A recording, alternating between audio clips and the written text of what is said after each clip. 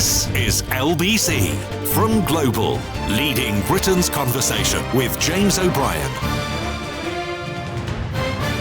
3 minutes after 10 is the time. A very good morning indeed to you. I think as other people pretend to be very cross about it, I find myself increasingly intrigued by it, that this notion of privilege. Because I don't think you can have a culture war unless you deny privilege, can you? It seems to me that culture war generally involves rejecting the idea that some people need a little bit more of a leg up than others. And if you're one of the others, you're quite easily persuadable that it's outrageous they're spending money on giving others a leg up. I guess it's the same principle that we've heard for years from crypto racists on the question of foreign aid. Why are we helping someone else? And of course, as we've established many times in the past, people who in the context of refugees insist that we should be helping our own, bizarrely always turn out to be at the very front of the queue of objectors to the idea that we should actually be helping our own, whether it be people who are on their uppers or unemployed or homeless or even poorly. The same constituency of people who insist that we shouldn't help foreigners because we should be helping our own are also the people who object furiously to any political suggestions that we should be helping our own. So it's somewhere inside all of that is relevance to the triple lock pension question. Because the most obvious answer to the question of whether or not the pensions in this country should remain protected from the vicissitudes of economic ebb and flow more than any other part of the population, the obvious answer is, how old are you? And your answer will be determined by your age. I am all in favour of protecting pensions more than we protect anybody else because I am a pensioner. I am furiously opposed to protecting pensions more than we protect anybody else because I am not a pensioner. And then you factor in a little bit of wibble and wobble because you're thinking about your mum or your nan or your granddad, and you sort of think, well, I'm very much in favour of a triple lock on pensions because my mum is a pensioner. But and we don't, of course, have means testing in this country on many things. We do on some things, but we certainly don't on pensions. And that means that the sort of emotional heft of thinking back to the times when we were exploring the appearance of warm banks together, I don't know if you remember that, and many of the people with the most poignant stories to share were old age pensioners. So if you are living exclusively on the state pension, you are struggling. You are among the people with least to spend from week to week. And that, of course, makes one reaction to the question of whether or not pensioners should be protected more than anybody else quite straightforward. Yes, of course they should be, because they are more vulnerable than almost everybody else. And yet here we are, looking at the economic news today is poor, but it hasn't been an unleavened diet of bad news lately. The Office for National Statistics has revised up some of its more recent analyses, and things are rather better than was believed previously. But 0.5% drop in GDP is an illustration of the fact that although things may be improving, or although things may improve soon, we've still got a fairly lengthy period of economic unpleasantness ahead of us. And that question of finite funds, a finite amount of funds going into the public pot is, well, crucial to almost every single element of politics. Why did I start off talking about privilege? Because one of the hardest things to convey, I think, is the idea that just because, I think that boomers in particular have had it easier than any other generation in the history of the United Kingdom. All right, what is a boomer? Is that born in the 50s? Born in the 50s, is it a boomer? Sort of that generation where you had a lovely relationship between income and mortgage, the amount of income that you needed in order to get on the housing ladder. The multiple was a fraction of what it is now. You had a much more effective NHS. You were probably had more faith in the police force. You had that. You just had it. Was it Harold Wilson, I think, who said you'd never had it so good? But that doesn't mean you didn't struggle. This is what I mean about privilege. The reason why white privilege is sometimes derided by racists is because they pretend that it means white people can't have problems. Of course white people have problems. They have tons of problems. But one problem they don't have is being discriminated against institutionally because of the colour of their skin. So when I say no one's had it easier than boomers, I'm not saying that you never had it hard. I'm not saying that you didn't put in a shift. I'm not saying that you didn't have moments of misery and unfairness and suffering. But you had it better than anybody else in objective terms, in overview terms. And that is why I think that when David Cameron brought in the triple lock, it was driven more by the knowledge that the older you are, the more likely you are to vote Tory than pretty much any other factor. But I'm not there. Do you know what I mean? I'm not comfortable calling for pensioners to have their income cut in real terms. So at the moment, it is linked to earnings, which means you would expect to get, as a pensioner, as a state pensioner, you would expect to get an 8.5% rise next year. I, for the record, don't think you're going to. It was Macmillan, actually, not Wilson. My apologies. I don't think you're going to get it. I think that you can sometimes tell by what right-wing journalists are doing, what the government has got planned. And when right-wing journalists start pretending that Labour's refusal to commit to a policy on this until they're actually in power is somehow a story that is used as a counterbalance to the actual Work and Pension Secretary suggesting that retirees might not get the expected 8.5%, then you can be fairly confident that the plan at the moment is for pensioners not to get the expected 8.5%.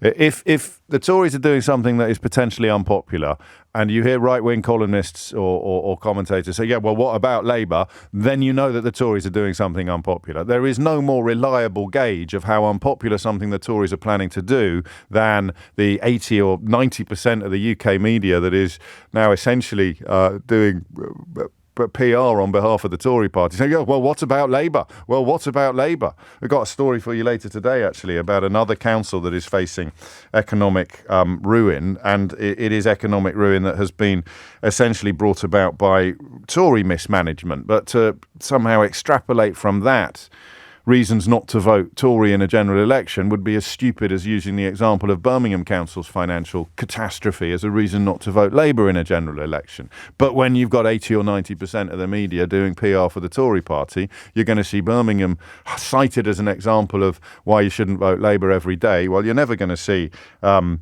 Surrey Heath Council cited as an example of why you should never vote Tory, even though it's actually Michael Gove's constituency. That's just some little heads ups for you, because it's important to get the truth out there. And that's why when it comes to pensions, when it comes to the triple lock, the fact that they're now sort of trying to turn your attention to the absence of a Labour policy on this is pretty close to proof that it's going to go. And 0345 60 60973 is the number to call if you want to tell me why you think that's wrong. Because at 11 minutes after 10, at the age of 51, with a mother on the state pension, I think it's probably fair. Not to sort of slice it or dice it or cut it to the bone or abolish bits of it or ban it, or I just don't really see how, when everybody is facing the cost of living crisis, when the long-term sick in particular are becoming an ever-growing problem.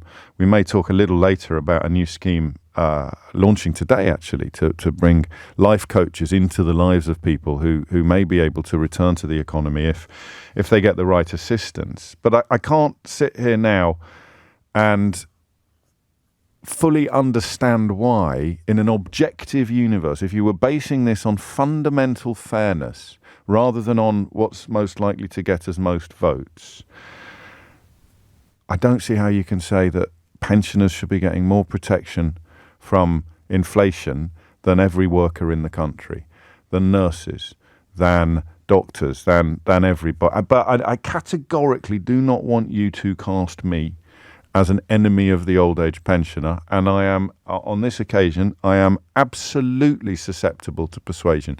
By 11 o'clock today, I could have completely U-turned on this, and because I haven't given it a huge amount of thought. It's not something that weighs heavily on my mind or keeps me awake at night.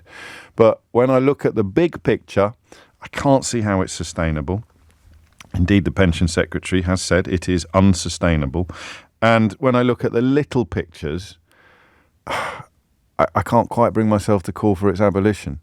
And by the little pictures, I mean the people that rang me when we were talking about warm banks to describe the circumstances in which they had been forced to live due to their tiny incomes. And those are incomes that are currently pegged to earnings. And that is the thing. 'Cause stop sending me texts saying Harold Macmillan, not Harold Wilson. I've corrected myself at least 30 times. Honestly, this Rewind Live Radio, it's driving me potty. People listening on catch-up, correcting mistakes that I corrected 20 minutes ago. But anyway, I digress slightly. So it's a bit of an old-fashioned phone in this. I don't think the sort of traditional attempts as we share together every morning, trying to dig a little bit deeper or go in a slightly different direction or find a new angle on an old story. I don't think that's pertinent today. I don't think it's possible. I just want to know why you think pensioners should or should not get protection from inflation effectively in ways that nobody else in the workforce, nobody else in the population does. And I'm afraid, Dave, I know you might not like it. You have not got a bloody clue this morning, writes Dave. It was not wonderful. No, it wasn't wonderful, Dave, but it was easier to buy a house. The waiting lists in the NHS were shorter. The likelihood of shoplifters being collared or police coming to your house in the event of you being burgled was much higher. And although lots of other things have gone in other directions, some of the fundamental elements of existence in your society were better for you when you were in your 20s and 30s than they are for people in their 20s and 30s today. And they weren't just the cosmetic elements. They were the elements that set you up for life. You know, everything from your earning to home cost ratio, everything from the percentage of your income that went on rent, all of these things, I'm afraid, Dave, they really were better when you were in your 20s and 30s than they are for people in their 20s and 30s today. But it doesn't mean you didn't struggle. I'm kind of an enemy of binary on this. I hate the idea that when you say something, well, you had it easy, easier. I'm not saying you had it easy. You had it easier. And of course, not everybody did. But it's exactly the same as white privilege. I think that's a helpful analogy, isn't it? Because you'll hear some idiot saying, oh, there's no such thing as white privilege. I'm poor and I'm white. You say, yeah, but you're not a victim of racism. So you've got privileges that some people haven't got, and they'll have privileges that you haven't got. But when I say the generation of pensioners now actually had a better deal in their 20s and 30s than people in their 20s and 30s now, I'm not saying that you had it easy. I'm saying that you had it less hard. James O'Brien on LBC. James O'Brien on LBC. 18 after 10 is the time, and I think helpfully you'll give us the numbers on this as well, because not everyone will be across them. I'm sick of MPs, writes Jason, ripping off hard-working people. I'm 54. I pay my national insurance every week. MPs just give the money to their friends. We've lost billions in fraud. I'm happy to give people that never contributed to the system £3,000. They're happy to give people that never contributed to the system £3,325 a month for her and 2 children. But someone paid in. Where did you get that from, mate? Well, anyway, but someone who's paid in for over 35 years gets under £1,000 a month to live on. And I think technically the boomer is between 46 and 64. So between 1946 and 1964. So that works as well. Let's kick things off. Maggie's in Banbury. Maggie, what would you like to say? Hi, James. I'm very nervous. It's only me. Admirer of your programme. Oh, thank you. It's nothing to be nervous about. Yeah, I know, but I can talk rubbish. And So can I. This has really angered me on top of everything else. Go on. All we keep hearing, particularly from Tory governments, and I'm 67 years of age. I lived through the horrendous Thatcher years, yes, where it was a struggle for lots of people, as it is now. And all they ever do is deprive the working and lower middle class people of any gaining advantage in life. They're trying to restrict pay rises because there's no money, but people at the top can have pay rises. Yes. The triple lock, I'm 67. I enjoy the part-time job that I do, but there's no way I can give that up and maintain what I call a good lifestyle, which I do feel selfish about. Yes. I want a holiday.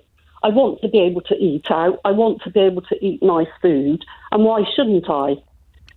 And I've contributed to this. And figures have been bandied about this morning. I don't know if they're true, which is why I listen to your programme, because I get some rationality and I can change my view. Yes. But this is going to cost £500 million. £500 million. How much has been thrown away by this government? Well, there's a very worrying story around that I haven't quite dug into yet about suggestions that Rishi Sunak's sort of calling off investigations into PPE fraud, which would be pertinent to your point, wouldn't it? It's about priorities and what they seem to care about and not care about. But go on. I follow the amazing Carol Vorderman on Twitter. We love Carol. And Saint Carol of Vorderman, to give her proper title. Queen Carol. In the news? Yeah. Well, but you know why? Because they're too busy, I don't know, complaining about police officers dancing at the Notting Hill Carnival or something. There's always some sort of provocative distraction to use to draw people away from the realisation that they're being exploited or shafted by the people in power. But I'm sounding simplistic now. I mean, the problem is what you've made me realise, and yours is the first call of the day, so I'm glad that you have, is that in a way I've fallen into a little bit of the divide and rule tactics that they use to get the bad stuff through. So I'm thinking about possibly sections of society that need more help than you do. I'm thinking about sections of society, whether it's the long-term sick or the people on minimum wage, people using food banks. Why should pensioners have their triple lot in place when these people are struggling? But of course, what you should have is a more progressive taxation system so that there's enough money to reach all of these parts of society. And I believe there probably is enough money. It's just going to the wrong places. I work within the NHS, and the privatisation that is happening in the NHS, those people aren't doing that for the love of helping people, are they? They're doing that for profit. Everything is now about profit at the detriment to 90% of the population. What we would see in the event of what is being mooted occurring would be 12.5 million older people getting £15.90 a week next year instead of £17.33 more extra. So £74 a year worse off. Would that really make a difference to your quality of life? And I'm asking that question sincerely. I'm not suggesting it wouldn't. To me personally, probably not, although my husband will be retiring at the end of the year, so there's going to be a dramatic drop in our income. So we are already considering what adjustments we have to make. No, fair enough. But yes. I know lots of people who don't have the income we have, and it's not an amazing income. I understand.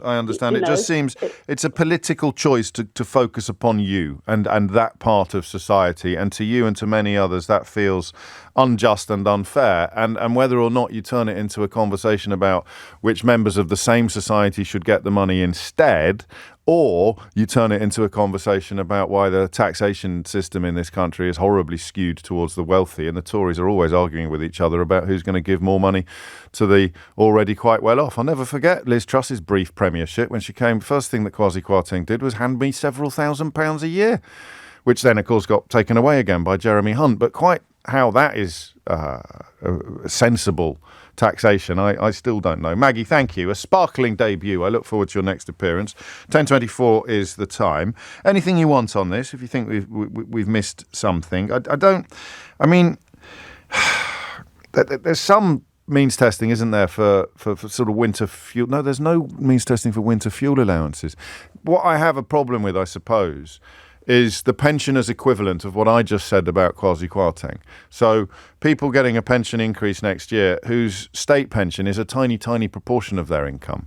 So it's clawing back that money would be sensible, but bureaucratically it would probably cost more than just paying it out in the first place, because the bureaucracy, the paperwork, the form filling, the hoops you'd have to jump through to prove that you deserve it would be expensive. I don't know. And then, of course, you've got the principle. You've got the clear principle of whether or not pensioners should enjoy more protection from the economic vicissitudes of life than anybody else in the country. Phil's in Exeter. Phil, what would you like to say? Well, thank you, James. It's Hello. the first time I've called. I listen to you quite regularly out and about. Thank you, Phil. I'm one of these very fortunate people. I've passed pension age a couple of years ago. I've got my bus pass. I've got my free prescriptions. I've just collected a prescription. I'm a diabetic. Yes. I had quite a few prescriptions, and somebody beside me was paying £9 something. Yeah. I don't know what it is now. And I just thought, oh my goodness, if I had to pay for my prescriptions, that would most probably take, I don't know, it would be an awful lot of money. So I've got my free bus pass. I've got it all now, and my concern is my children. Yes. And my children will not have, and this is where I thought, I'd just like you to think about this, because I you will. think about these things. I try. So therefore, the one thing about the state pension last year going up by 10%, I thought was a good thing, and this for this reason alone. My children most probably won't have a very good occupational pension scheme like I had, True. final salary. Yeah. And they're going to be dependent upon the state scheme. Yeah. And most probably will end up living in a bit more poverty than I am. And so therefore, at least by raising the state pension up to a reasonable level for people to live, I thought that may be it, because it will become more dependent for the generation. I hadn't thought of that. I hadn't thought of that. Well, that's what I thought. Now, I'm also in a lucky position. I actually lead the Exeter City Council, which is a fantastic place, by the way. Yes. And we deal with hardship cases day in, day out. And we deal with a lot of people. We try to help people who are struggling.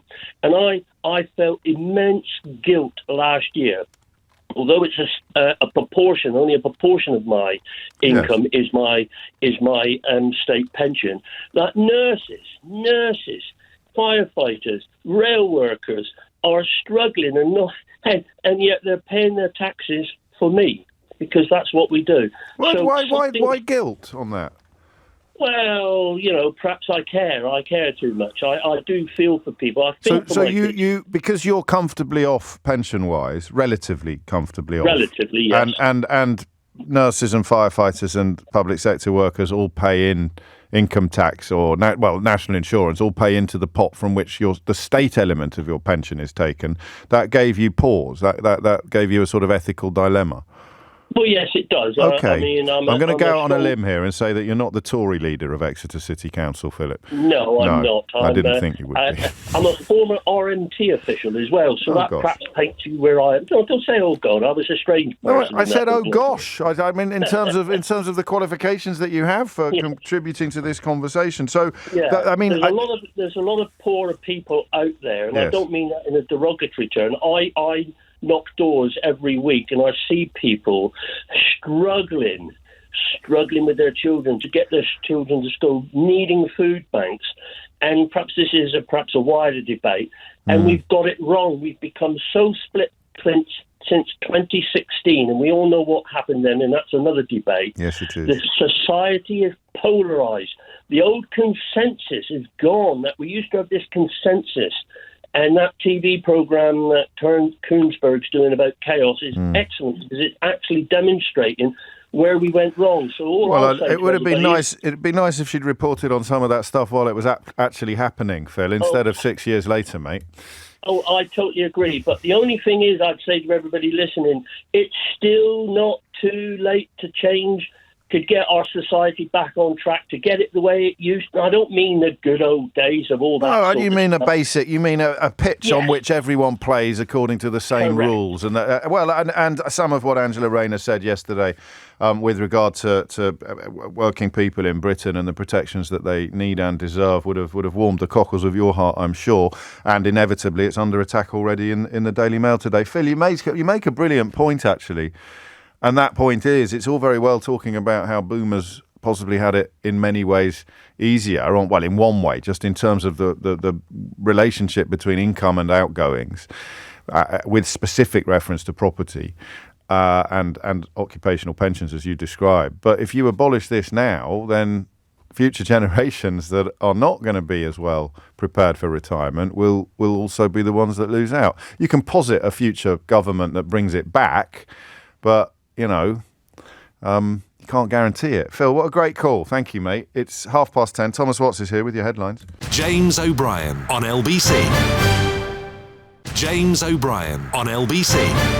10:34 is the time. Despite writing a book that begins with the line, "There's no point having a mind if you never change it," which is essentially stolen from a philosopher called Edward de Bono. He was a philosopher before he set up U2. I don't like it when I feel the ground between my feet falling away quite early in a conversation, but the first two calls this morning have pretty much flipped me, I have to say, on the triple lock for pensioners, because I fell into a trap. That's why I opened up by talking about boomers having it easier, not easy, easier than subsequent generations. But that is what you do, isn't it, if you're right-wing? You say, why are they getting that when they could be getting it? And then you end up giving it to neither. It's exactly the same as people saying with regard to refugees, why are we helping them when we should be helping our own? And then you go up to them and you knock on the door and say, oh, hello, I wonder how much you'd like to help our own. And they say, go away, get off my front door, you weirdo. So it is a little, I fell into that trap. Everyone's fallible. I hadn't noticed that I'd fallen into that trap. And then Philip throws in the second bit of the conversion, which is, you're not just getting rid of it for this lot, you're getting rid of it for the next lot and the lot after that. I think it was the Lib Dems, wasn't it? Wasn't it a coalition thing rather than a David Cameron thing that brought in the triple lock on the pensions? I could be wrong. As I've just demonstrated, I am profoundly fallible. But if you were to make a list of the people who we should be pursuing for the plugging of holes in the economy or to reduce public expenditure, personally, I wouldn't be putting sick people, old people, or poor people on that list, which is why I'm not a Tory. Sheila's in Ramsbottom in Lancashire. Sheila, what would you like to say? Number one, I hate being called a baby boomer. Oh, I can think of worse. Absolutely. Why do you hate it? What does it? I mean, what does it refer to? Literally, is it the post-war generation who had a lot of children, or is it something? I've no idea. Oh, then how can you hate it? It just irritates me. All right. Sorry. I think another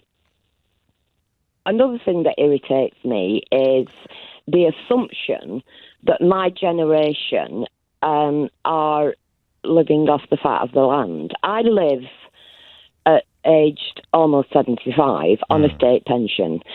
Now, that's nobody else's fault. Circumstances have made it that way for me. Yes. A bad marriage, blah, blah, blah. Something that I don't think has been noted on behalf of women is when, I had a Saturday job when I was old enough to get a Saturday job. Yeah. I worked through my school holidays when I was at the grammar school. That's what you did.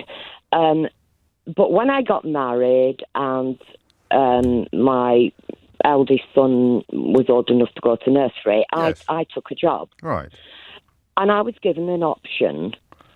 I could pay a full stamp or what they called a housewife stamp. Gosh. Which now irritates the hell out of me because I have to say there's an awful lot of things that irritate you, Sheila. You should. Yes. Do you want to do my holiday cover? I was at my son's house several weeks ago. Yes. He's not political at all, but he had your book. Did he? Which one? The first one. Sorry, I can't remember the title. How to Be Right. Yes, How to Be Right. That's it. And because my son and his wife both worked for the NHS and they were doing shifts, I read it in a day. Oh, lovely. It took me a bit longer to write it, but not that much. I'm sure it did. What I'm trying to say is, yes.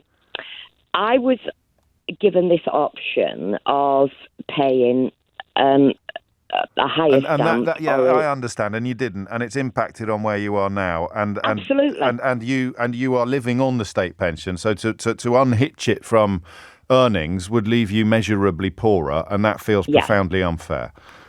When I came to retire, I actually went back into education at a late age, and I've got a degree. and I was working as a scribe, Right. amanuensis, at Manchester University. It's one of my favourite words. That. What, amanuensis? Yeah. It is. It's a great word, isn't it? Yeah, I love it. And I was, but I could only earn so much because I was getting a pension as well. I just get really furious. Irritated. Shut up. Yeah. I just get sort of. I have friends from the 1960s. I'm a 60s girl. Yes. And some of them are still married. Great. And they go to Tenerife for 6 months of the year and whatever. Yeah, but if we protect your pension, we're protecting theirs as well, aren't we? Absolutely. And that's the price you pay. I don't begrudge them that. No, I think that's probably the correct attitude. But just let me bring your son back into it and his wife, because I think we all agree that NHS staff are underpaid at the moment. What if they set My it... son has left the NHS. Oh, he's left it, has he? All right. He started as a paramedic. Yes. He trained up and up and up. Ended up... He's actually been to university and done... a BSc and an MSc so that he could become and I can never remember this, I actually wrote it down somewhere, right. An acute clinical practitioner. Yeah, that's okay. That sounds familiar. Yeah. Okay. But he's left. All right, I was just going to set that up as an either-or in a slightly lazy way and say who should be getting help from the government or who should be getting more pay or less pension, you or your son. Sheila, thank you. I could listen to you all day, but I'm not allowed to because I've got to churn a certain number of phone calls per hour. Otherwise, I get a performance penalty. You take care. We'll speak soon, I think. We'll speak again. I'll tell you what, you can get your boy for Christmas, Sheila. I've got another book out. I've got another book out in November. I know you have. I know. If ever you want to ring up and tell me to shut up, Sheila, we will put you straight to the front of the queue on the switchboard. 10:41 is the time. Peggy's in Lowestoft. Peggy, what would you like to say? Hello there. Yes. Hello, Peggy. I can't disagree with anything that anybody said, I'm afraid. Well, anybody? I'm 70, so Yes. I'm slap bang in the middle. I am like Phil. Is it Yes. Phil? Yes. I have a good pension. My state pension just sort of adds to my pension. Right, you are. What I don't do is pay enough tax. I think that this is so divisive. One of the things about the state pension is it's not a benefit. It's not a temporary benefit. No. You pay into it, and I paid into everybody else's pension that came before me when I was working. Yes. And with the promise, and my father campaigned, my father who would be 100 now, he did not die 20 years ago, Yes. Campaigned for the Pensioners Association to try and improve the state pension. Our state pension is appalling. I have a tiny Dutch state pension, which pays me far more per entitlement. Pro rata. On this state. Yeah, pro rata. That's Yes. sorry, I'm a bit nervous. No, that's all right. So I think So the wealthiest pensioners should be paying more tax. I should be paying more, and that Yeah. applies So to should I, putting the actually. money. The Tories have decimated the public sector and demonised the least able to deal with life. So if people become disabled or they're ill or they fall on hard times, we're told, oh no, look at those, they've got 10% increase. Yes. Well, 10% of bugger all is Yes. bugger all. Well, hang on. I was hoping you weren't going to Sorry, repeat is it. that all right? I didn't use the word that I usually use. No, that's all right. I think we're all right on that one. We'll soon find out if we're not. But don't do it again, madam. Yeah, so I think. Sorry, I just think that it isn't. Because if we means test, that is terribly expensive. And it's not money. universal. I mean, there's something about I'm really in universality. favour of the universal basic income. Yes, I think For more the people same would reasons. be. Everybody gets enough to not die. Yeah. And then you tax them if they have more than that. So give me my state pension, which is ridiculously, pitifully low. Yes. And then for the rest of my money, tax me more.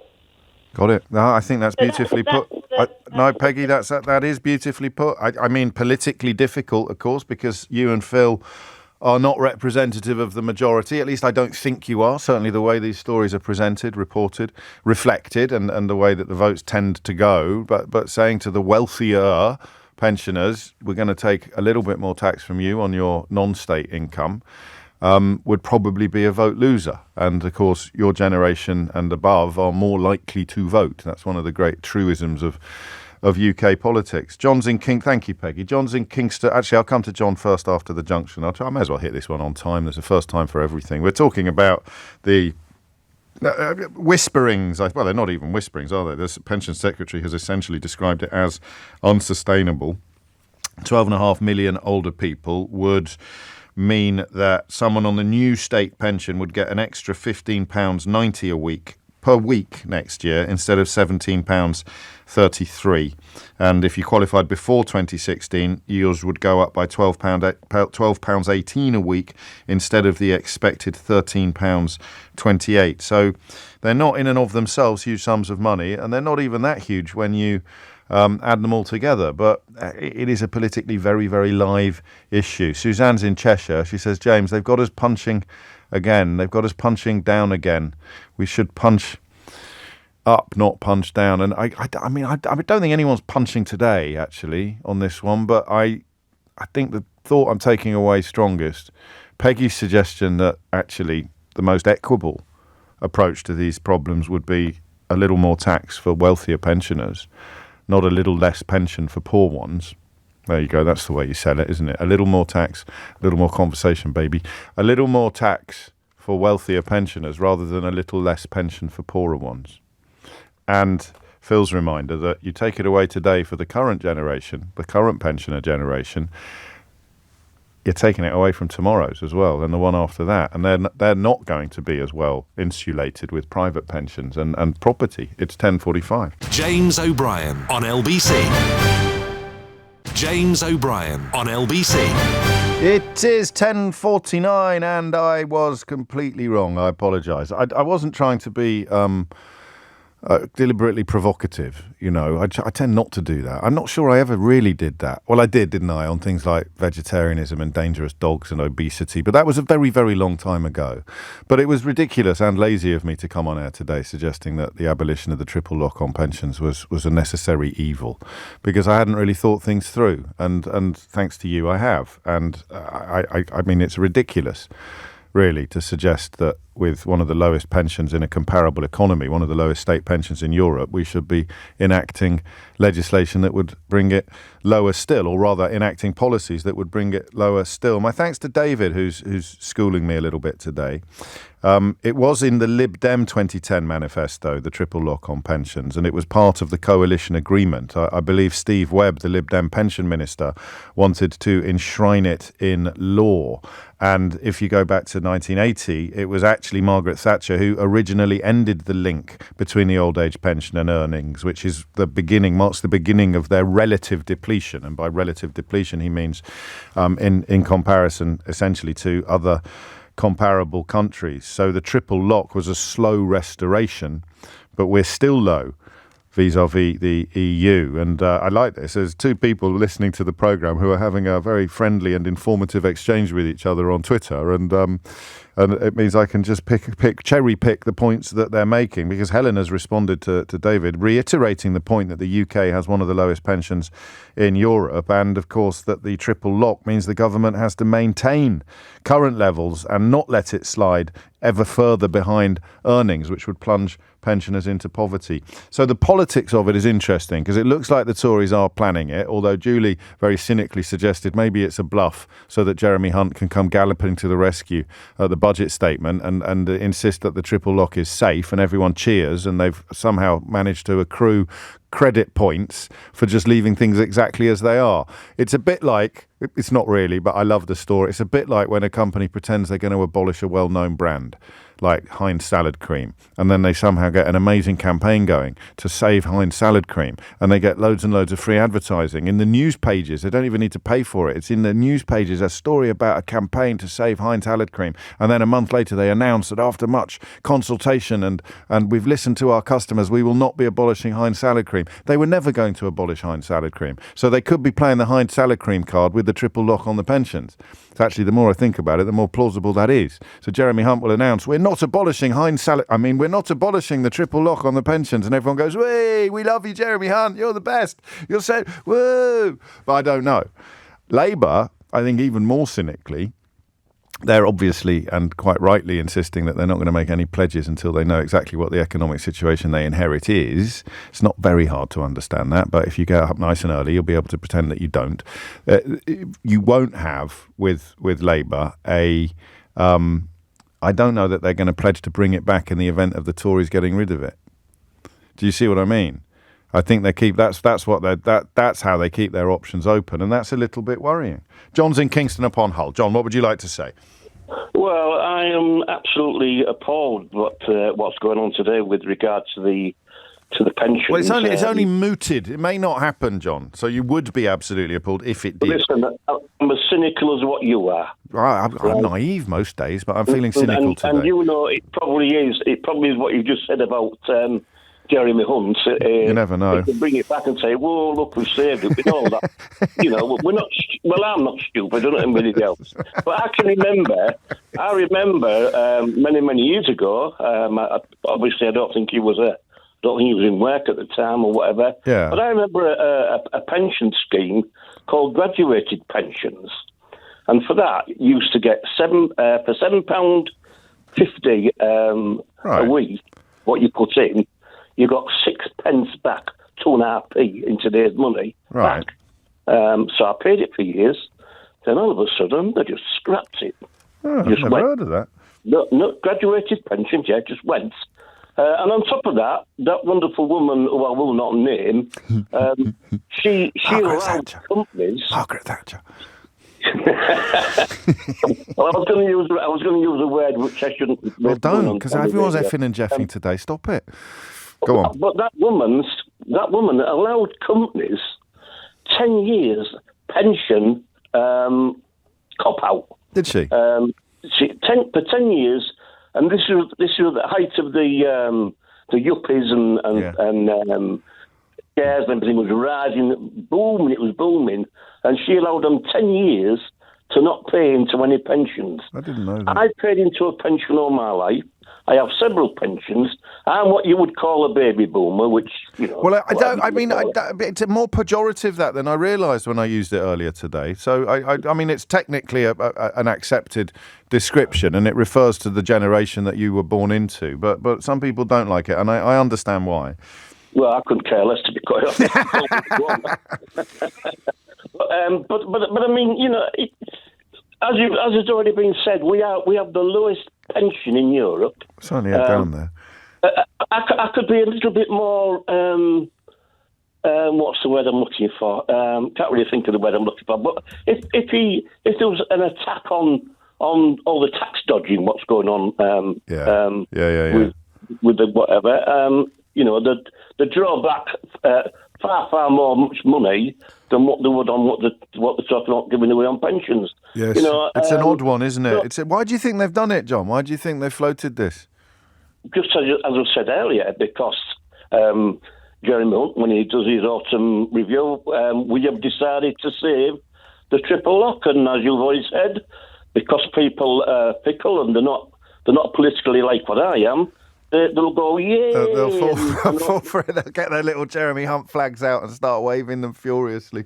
John, take care. We'll talk again. I am increasingly drawn to that theory, actually, because, you know, and I can't believe I got this quite as wrong as I did this morning, but when you think about it, the idea of tacking pensioners' income to earnings, i.e., keeping up with the cost of living, or I mean, not keeping up with it, but having as good a crack of keeping up with it as people in work get, having spent your whole life in work, shouldn't really be up for discussion, should it? I don't think.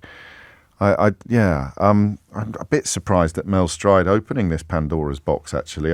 Just to mix my metaphors furiously, I'm not sure, though. I wonder whether they will be able to get the genie back in the bottle. Thank you, John, from Kingston upon Hull, from Hull to Newcastle. Patrick, what would you like to say? Am I on to you? You're loud and clear, Patrick. Oh, good. I'm 83, yes. And I'm very confused about the triple lock, because I think the negative effect of it is, I think, of what it must play on the youngsters of today. Right, so there's something a bit wrong with your phone line, I'm afraid, Patrick. I'll try and come back. It's not your fault, sir, but I will try and come back to you in a moment. I'm just going to go to John, who's in Ullapool first. John, what would you like to say? Hi there. I'm not an economist, but I'm fairly good at mathematical concepts, and it strikes me that throughout government in the last, I don't know how many years, 30 years, there has been a constant effort to degrade the income of everybody until it gets to the very bottom, in which case sometimes, usually, the government is shamed into doing something. Now, I'm 70-something. When I was young, there was a thing called the poverty trap. And this poverty trap is never more important than it is now, because an awful lot of people, myself included, I live on the state pension only. That is my income. Right. I have just sufficient capital to make me ineligible for pension credit. Right. I live in a remote area, which is my choice, I suppose. And I have to go, apart from groceries and stuff, which I can get locally in Ullapool. If I want anything else, I have to go to Inverness, which is 70 miles away. So that's 140 mile round trip. The cost of fuel up here is certainly not, I don't know if it's the highest, but it's certainly higher than it should be. The cost of electricity is high up here because of transmission costs, even though Scotland produces most of it. And in effect, it means that I can't really spend anything else at all. So I think that the technical definition is that you need capital to escape poverty in a poverty trap, but your income and relation to your outgoings is such that you're never going to be able to accrue it. So you're in a sort of self-reinforcing cycle. On the contrary, it's constantly being eroded. It's getting worse. Yeah, any such capital as I have is being eroded, and eventually, I suppose, I will become eligible for pension credit. Right, got it. More pennies. But the whole thing about this range of incomes right across the board, we saw it with the barristers, with train drivers, with God, you're right, aren't you? Yeah, just pare it away. Anything that comes from the public purse, just cut. Everybody is sliding downhill until we'll all be in the poverty trap. And as I said before, eventually the government is sometimes shamed into helping the people at the bottom, which I'm not quite there. No. And that's the way. That's a brilliant analysis. And I mean, I don't know whether you've always subscribed to that school of thought, or whether the sort of clouds have cleared and the penny has dropped in your later years. But for younger people listening, it should be easier to accept than it would have been for what we have loosely described as the boomer generation, when this wasn't really the direction of traffic. People were generally better off than their parents. So if you're struggling with John's analysis, or you're not comfortable with it, you want to reject it, then you need to very, very simply look at whether or not people today are more likely or less likely to be better off than their parents were more likely or less likely to be better off than their parents. And I guess the really criminal element of it, morally criminal element of it, is the way that these weirdos keep talking about growth, fetishizing growth, claiming that there's growth. Growth is good for everybody. Well, maybe not that kind of growth. James O'Brien on LBC. 4 minutes after 11. I really enjoyed that. Thank you. I will almost certainly return to conversations about the triple lock should the political scenario demand or allow. But that was a lovely collection of calls. A perfect start to a Wednesday. PMQ's coming up at 12. Ickle bit of politics for you now. The by-election in Tamworth has been announced. It'll be on the same day as the by-election in Mid-Bedfordshire. If you had a little bit of a nap. Nadine Dorries has actually resigned now. So 80 days? It took Phineas Fogg went around the world in the amount of time it took Nadine Dorries to resign. So that's her old constituency. And Tamworth is Chris Pincher's old constituency. Both of those by-elections now set for October the 19th. The respective Tory majorities were 19.6 thousand and 24.7 thousand. So I mean, I don't think anybody will be counting any chickens. If Labour were to take Tamworth, it would be the second biggest ever swing in a by-election. A slightly bigger swing than they needed in Selby. That's a slightly smaller one than they secured in Selby. But anyway, big swings. 11:05 is the time. I have just realised something that is a bit grim, to be honest with you. Some time ago, I kind of stopped doing what you might call reaction conversations to other commentators. It just seemed to me, well, I haven't successfully stopped, but I thought I'd try and stop because somebody somewhere, like a columnist, says something obnoxious or provocative, and then we talk about how obnoxious and provocative it is. And you're kind of just feeding the monster that started the conversation. There are exceptions. I felt that Jeremy Clarkson's bizarre fantasies about Meghan Markle were worthy of conversation, not least because, of course, they were published in The Sun, which is owned by Rupert Murdoch, who remains the most influential man in the United Kingdom, despite not living here. And so there are always exceptions. Occasionally lines are crossed by columnists, but I don't know that the sort of hang 'em and flog 'em columnists, or send them back where they came from. I'll mention it and I'll laugh about it or rage about it, but I won't necessarily do a phone-in about it. But something quite weird has happened since 2019, and that is that the cabinet has become populated with people who say the sort of things that used to be confined to deliberately provocative and quite obnoxious commentators. So Suella Braverman, probably the patron saint of the phenomenon that I've just described, has come under attack from the Police Superintendents Association president for her frankly witless criticism of so-called woke policing. Now, just off the top of my head, right, you're going to think of Wayne Couzens. You are, and the subsequent discovery of many, many more abusers within the actual police force. You're going to remember Bieber Henry and Nicole Smallman, murder victims who were photographed, and images were shared by two serving police officers, later jailed for 33 months each. And I'm not going to read out what some of the WhatsApp messages said because you will be sick. You've got the Charing Cross toxic culture where racist, sexist and homophobic messages were routinely exchanged. Derogatory terms about people with disabilities, references to Somali children and African children, female police officers told that sexual harassment was part of police culture and that they should play the game or stay quiet. You've got probably in your own mind other memories of cases like David Carrick's, a police officer, a Met police officer who admitted 49 charges, including 24 counts of rape. You've got the 15-year-old girl strip search, Child Q, she was known as, by Met police officers at her own school. You've got the failure to investigate Stephen Port because it was contended, probably because his victims were young gay men. You've got another story this week about WhatsApp group. Officers fired from the force after their WhatsApp group that was, I don't know how my memory works, but it was named, the WhatsApp group was named Magaluf. It had 3 male officers in it. And what was particularly upsetting about that story was the way that the way it was reported that their female colleagues had thought these men were their friends, and then they read what was written about them specifically in these WhatsApp groups, and that shakes your trust in colleagues, that shakes your trust in men, that kind of shakes your trust in everything when people you've been joking and laughing with and having fun with turn out to be behind your back saying these utterly disgusting things. So that's just off the top of my head, and I think most of those have happened while Suella Braverman has been in the cabinet, and many of them have happened while Suella Braverman has been in the Home Office.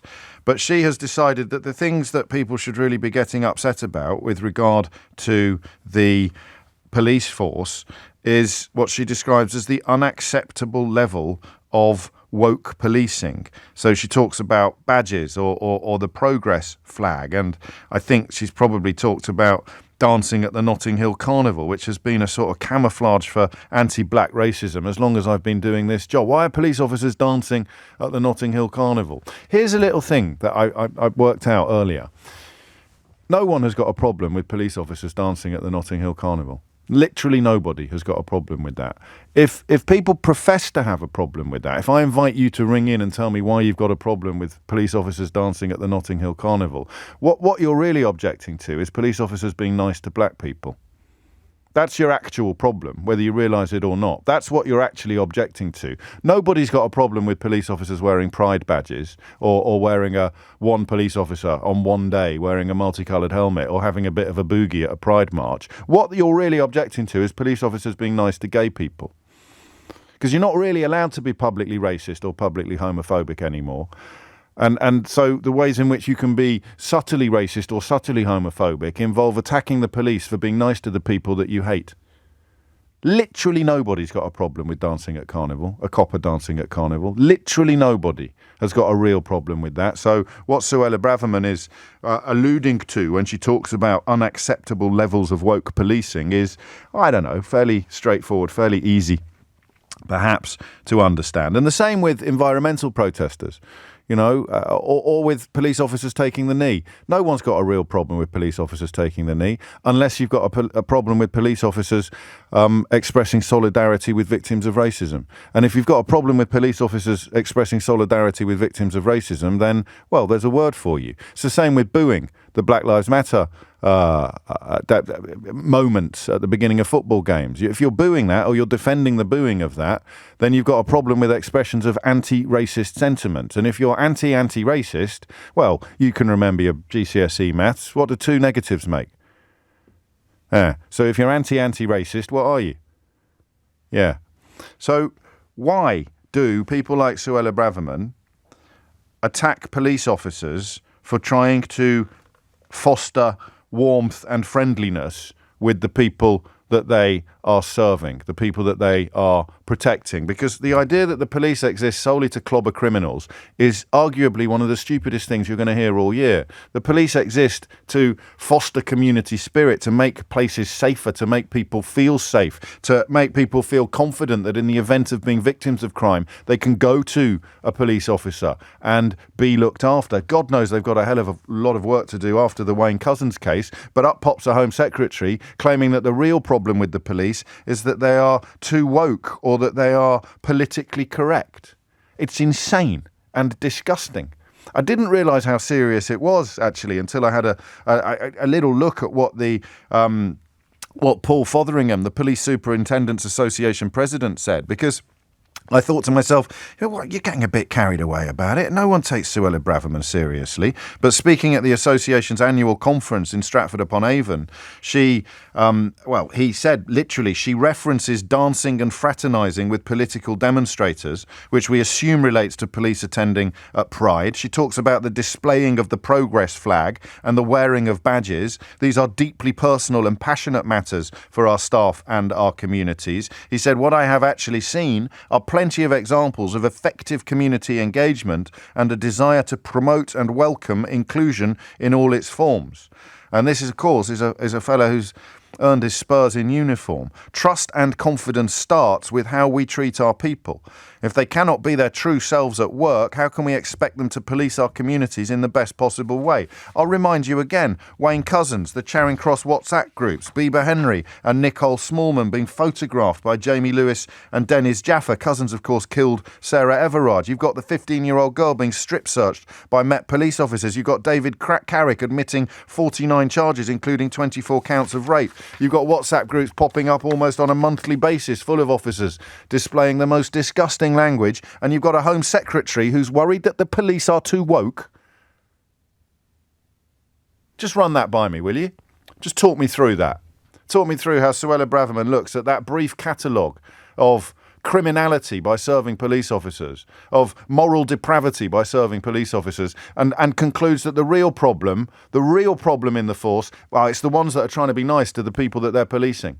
It's the ones that are trying to be nice to the people that they're protecting. I genuinely don't get this, but that's all right, because you can explain it to me.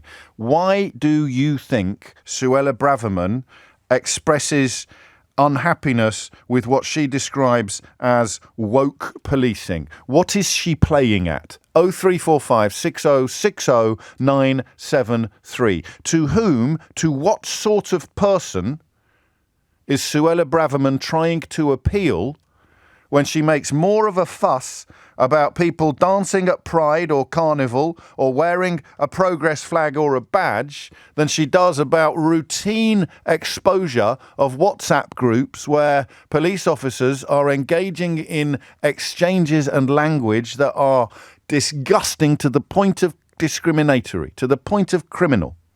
What is she playing at? To whom is she trying to appeal? Hit the numbers now. You will get through. 0345 6060 973 is the number that you need. And how can anybody honestly have a problem with police dancing at Carnival or Pride unless what their real problem with is police being nice to black people or gay people? And you're dreaming of the days when, in fact, it was illegal to be gay and the police were routinely throwing black people down the stairs of a local police station and pretending that they'd fallen. I can't see another explanation, but, you know, as we demonstrated in the last hour, I showed you that I'm capable of changing my mind and admitting that I'm wrong. So it's perfectly possible that you can explain to me why we should be obsessing about police officers dancing at Carnival or Pride and saying absolutely nothing about the latest example of racist, sexist, homophobic, misogynistic, quotes, banter, end quotes, popping up in pretty much every corner of the police service. Hit the numbers now, you will get through, okay? 0345 6060 973. I can't see it from any other angle at the moment, but that might just be because I've got blinkers on. What exactly are people complaining about police officers communing and communicating, dancing and joking with the people that they're looking after in some contexts? You never see anyone saying, oh, there was a police officer at the Cheltenham Festival and he was having a bit of banter with the punter about whether they're going to put a few quid on a horse or not. No one ever does that, do they? You know, you never see anyone say, oh, I was a police officer at the football and he was actually watching the game at one point. I saw him, he celebrated when Liverpool scored. That copper over there, you never get that, do you, from these kind of politicians and commentators? You never hear them complaining about police officers at a football game, cheering when a goal goes in, or complaining about police officers at Goodwood watching the horse race, jumping up and down when a horse goes out. You never get any complaints about police officers being human in contexts that are not either celebrations of gay pride or celebrations of Caribbean Britishness. I wonder why that might be. Any thoughts? 0345 6060 973. James O'Brien on LBC.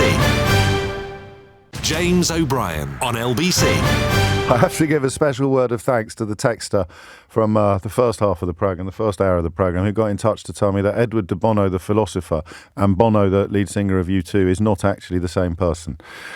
If I have to explain a joke, the joke hasn't worked. So thank you for that heads up. James writes, Shanks in South Woodford, to your question on police dancing at Notting Hill, do you think there would be any complaints or even conversations about police joining in, for example, Morris dancing on May Day? That's the question. Why? Why would Suella Braverman not have a problem with police officers Morris dancing on May Day if they were in charge of policing that gathering, that festival? To whom is she trying to appeal? Because it's certainly not police officers. I imagine they're furious. In fact, this one is former Chief Superintendent, I think, of Kent Police, talking to the association, talking to his annual conference of police superintendents, and really pulling her to pieces. Trust and confidence starts with how we treat our people. Why does Suella Braverman want police officers to stop treating people nicely in some very specific circumstances? To whom is she trying to appeal? 0345 6060 973. And if you are a copper and you haven't seen Paul Fotheringham's words, I mean, this idea that you are somehow not working as hard to address knife crime or solve burglaries because one of your colleagues 200 miles away was photographed in the Daily Mail having a brief boogie with a lady at Carnival or having a bit of a conga at Pride. I mean, how insulting is that? This idea that by being nice to one person, you must be ignoring... It's just so thick as well as unpleasant. Unless, of course, I'm wrong. 0345 6060 973. Gemma's in Southampton. Gemma, what would you like to say? Oh, hello, James. Thanks for having me on. You're very welcome. I'm a serving police officer. Got quite a lot of service and uniform under my belt, so it's been interesting to sit and watch how things have changed and where these conversations happen. And it just feels to me like the police are the prison through which society is viewing a lot of changes that are going on at the moment. Yes, that's probably true. For whatever reason, our institution, at a time where a lot of faith in institutions is being questioned and is being shaken, ours is definitely within that. You're seeing the broader public, as it struggles with societal change, which is necessary around racism and misogyny, seeing them really be confused about what the purpose of the police is and what they think we should be doing versus the actual reality of what police are required to do in this century. It's really tricky, and you've got this tension between the police are here to keep the peace and go after criminals. Absolutely, we all love doing that, but also the social role that we play increasingly. It's a really challenging time for the police and the public trying to work out the relationship going forward. It's quite difficult. Well, thank goodness the Home Secretary's got your back then. Well, it's difficult, isn't it? Because you've also got the political element in it, which is you've got a government and difficult. And the police have always been convenient in that way because we do manifest a lot of people's fears, and politics, a lot of it is, unfortunately, is about on fears. Of course it is. And you know, one of your colleagues rang me during lockdown when people who are normally very vocal about who the police should be bothering and why they should be doing more and why they should be going after X and going after Y. And then the police, of course, during lockdown, you had to go after people like them, and they were suddenly absolutely furious about it. And one of your colleagues, I'll never forget, she said to me, people love the police until they're the ones being policed. Yes, that can be very true, unfortunately. You know, you love the police until you get a speeding ticket. Yes. I always say that, you know, you get pulled over, but I think also sometimes there's a lack of understanding. The police are often simplified. We're a massive service that does a lot of things that often aren't seen. You might not know about the police until, for example, something very tragic happens to you. Very true, and you realise the police attend sudden deaths. You know, until, you know, it's not all about the stuff you see on TV. There's a lot of underlying functions, much like the NHS. And some people will never have contact with the police. So what they see through social media with people who perhaps have other agendas is, the police are messing around at a Pride festival. The police are doing that. And they don't understand the nuance of that and building community relationships. Or they do. I mean, you know, it's one or the other, isn't it? They do understand it and they don't like it. Sometimes I do feel that there are things that creep in, but at a time when we're, as an institution, grappling with our own internal issues around misogyny, racism, homophobia, there are a lot of us really trying to build those relationships and really trying to understand and engage with this, perhaps for the first time in 20 or 30 years. That's interesting. Really engaged. A lot of us are not happy with how we've been led and how things have run, and we really want to change it, and we want those community trust back in those relationships to get on track. But every time we try, we get hit down again. But then I think most people would probably be lifting you up. It's just that the people hitting you down, as we often observe on this programme, control about 80 or 90% of the media, and now they've got Suella Braverman banging the same drum as well. The first time I went to Pride, I went by accident, actually. I hadn't checked the calendar. I was in town with my daughter when she was a baby, and just couldn't get anywhere because of the floats making their way down the road. And the one that hit me, Gemma, well, it didn't hit me literally. I'd have called your lot. But the one that really struck me was the one that, it was an open top bus, and it had quite old gay people on the top deck waving. And I can't remember exactly what the banner said, but they were alive and gay when it was a criminal offence.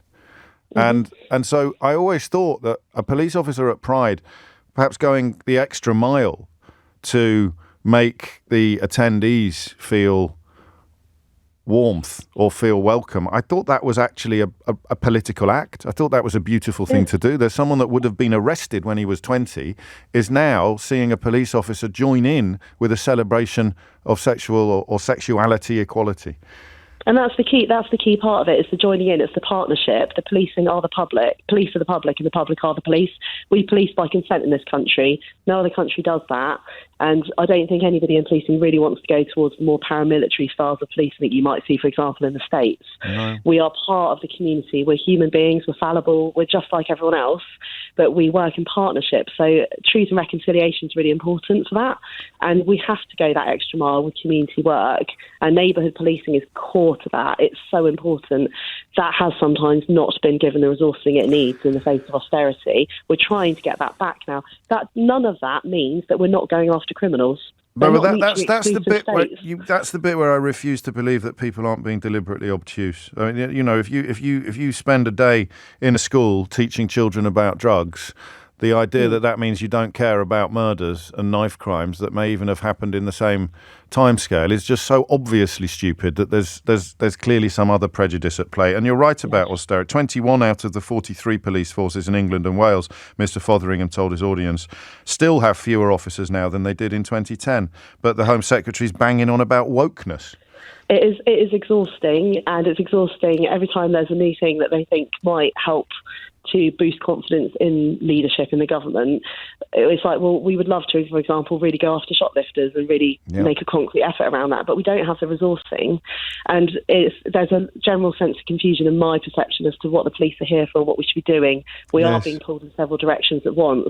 What I would ask the public to do is just to remember that when we're going in and giving a drugs talk in school, the officers probably attended a stabbing of a young person, well, of course, potentially given the death message to the family.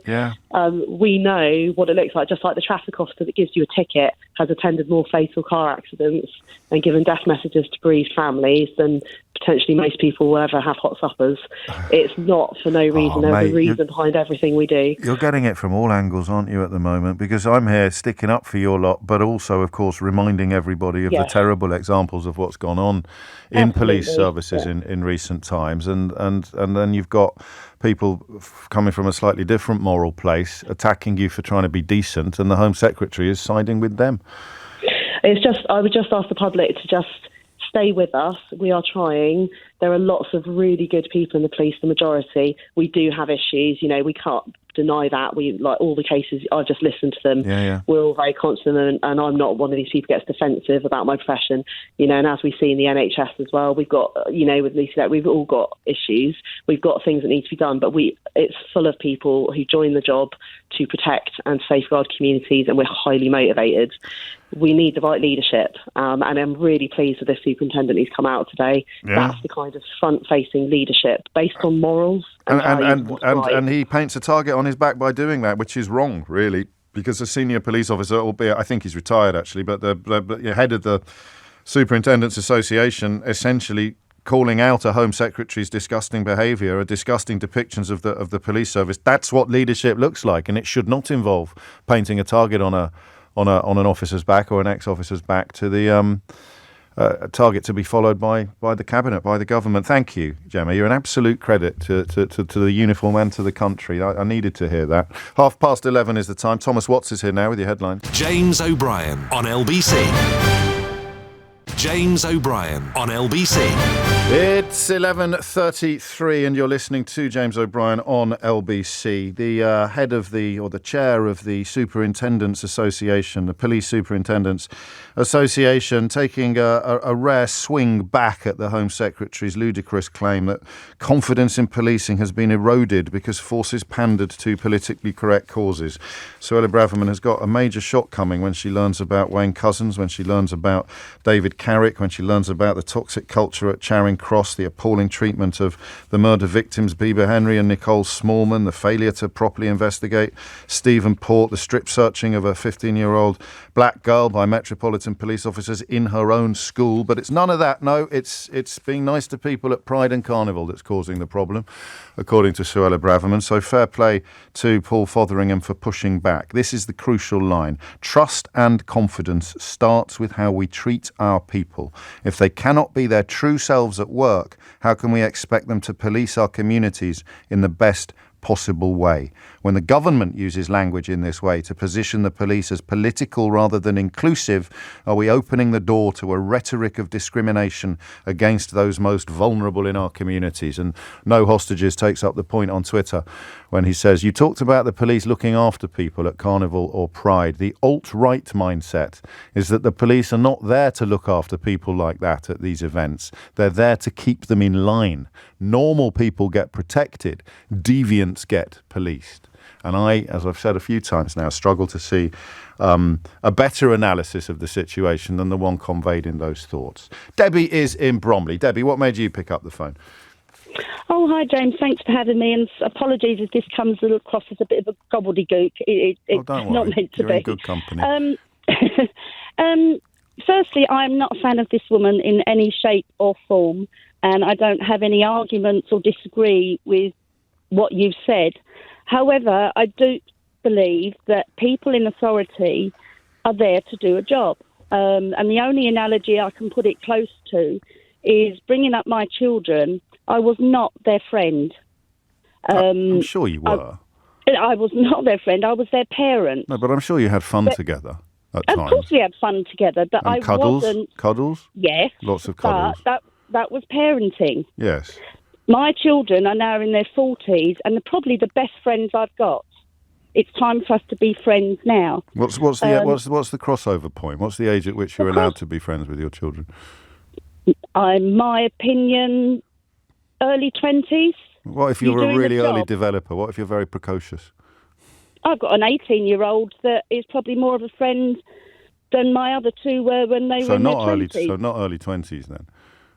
Well, it depends on each child, but the fact Right. that I wasn't this new age parent of being a friend, I had a job to do, and the police have a job to do on duty, whether it's dance. But like being a parent, they can also have fun and be kind as well, while also being figures of authority. So I'm not quite sure what point you're making.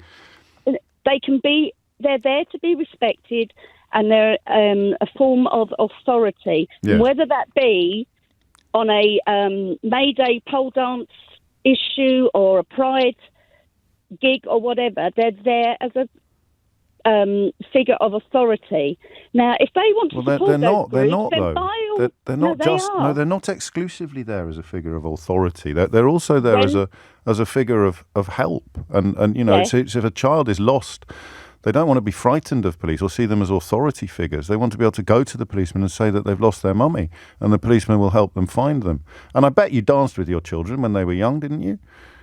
Yes, but what I'm saying is they can support these groups. Why can't they, off duty, get together and do a so-called TikTok to support these groups?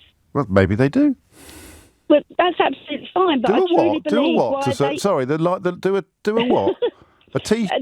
a TikTok or a something. TikTok, okay. Get together. So Right. I'm not saying they shouldn't be supporting these groups at all. But you're in just any saying shape or that they form. shouldn't be supporting them when they're actually with them. They should do it No. from a few miles away on TikTok. No. What I'm then? saying when they are at they are at work, whether that be a May Day dance or Yes. a Pride, whatever it is, Yes. they are at work, they are on duty. Yes, and the Chief Superintendent has explained that part of their job is building trust and confidence with the community. And if they can't be their true selves at work, how can we expect them to police our communities in the best possible way? I understand that, but I don't think... You were talking about the boomers earlier on this morning. I was. And that how they had it all different. And in the 50s, 60s, you saw a policeman on the street. He would come to your door. He would... if you got your car stolen or you were probably burgled, he would be there. at the Coronation Street party. He'd have joined in with the conga, wouldn't he, at the royal wedding? I slightly disagree. Disagree. Okay. But So anyway, what would he have done? He'd have just stood there, sort of all stern, while everyone else was eating cake and having an ease up? He probably would have smiled and had a chat, but he definitely would have been doing dancing and everything and joining in. Okay. I just think I think he would. I just think it's this day and age. Everybody's too friendly when it comes to those. You can't be too friendly, Debbie. No, you're taken out of context. I've literally just repeated your own words back to you. Yes, I know. But what I'm saying is, it's like teachers at school. They've lost all respect because they're trying to be the child's friend all the time. Lots of rather teachers than their haven't. teacher. Lots of teachers haven't. I mean, my school was very authoritarian, and it turned out most of them were paedophiles. Okay, I think we're going to have to agree to disagree on this. I want to be sure what we're disagreeing about. You don't want the police to be nice to people at some. What I'm saying. What then? You can stand there at work. You can watch what's going on. You can smile. You can support them with a nod of the head. You don't have to get up there and start dancing, saying, "Hello, mate. I'm your friend. I'm on your side." Blah blah blah blah blah blah blah. You are there. You are a policeman. That's why you joined the force. Yes. Well, it's not though, is it? Because this guy was a chief superintendent for 40 years, and he's literally telling you why he joined the force. Right. Okay, James. Okay, Thank you very Debbie. much for your time. You look after yourself. Hey, and stop being friendly to people, all right? Bromley's far too nice at the moment. There's far too many people being nice to each other. You got to stop being friends and be more authoritative. Ooh, Chris is. Thank you, Debbie. You look after yourself. Chris is in Paynton. Chris, what would you like to say? Hi, James. Hello, Thanks Chris. for taking the time. You're very welcome. I just thought that it's quite sad, really, to see this type of comment being made, and I think this type of comment really damages the people in the Pride community's trust in the police and the difference. Sorry, between what kind of comment, Chris? Just to clarify. The comment that Have you rung in by accident, Chris? Because you sound you've been slightly taken by surprise by the question I'm asking you. No, it's my first time calling now. Okay. I'm just a bit nervous. Well, take your time. What comment are we talking about here? The comments from the chief superintendent? Or the comments from Suella Braverman? Yeah, that one. Right. Yeah. Yes, I think you're right. That does damage the it could damage if the Home Secretary is saying the police shouldn't be nice to people at Pride, then that could, I don't know. How does that damage? I don't know that I followed you completely, Chris. Because I think that there's a lot of younger people in Pride, and there are a lot of elder people.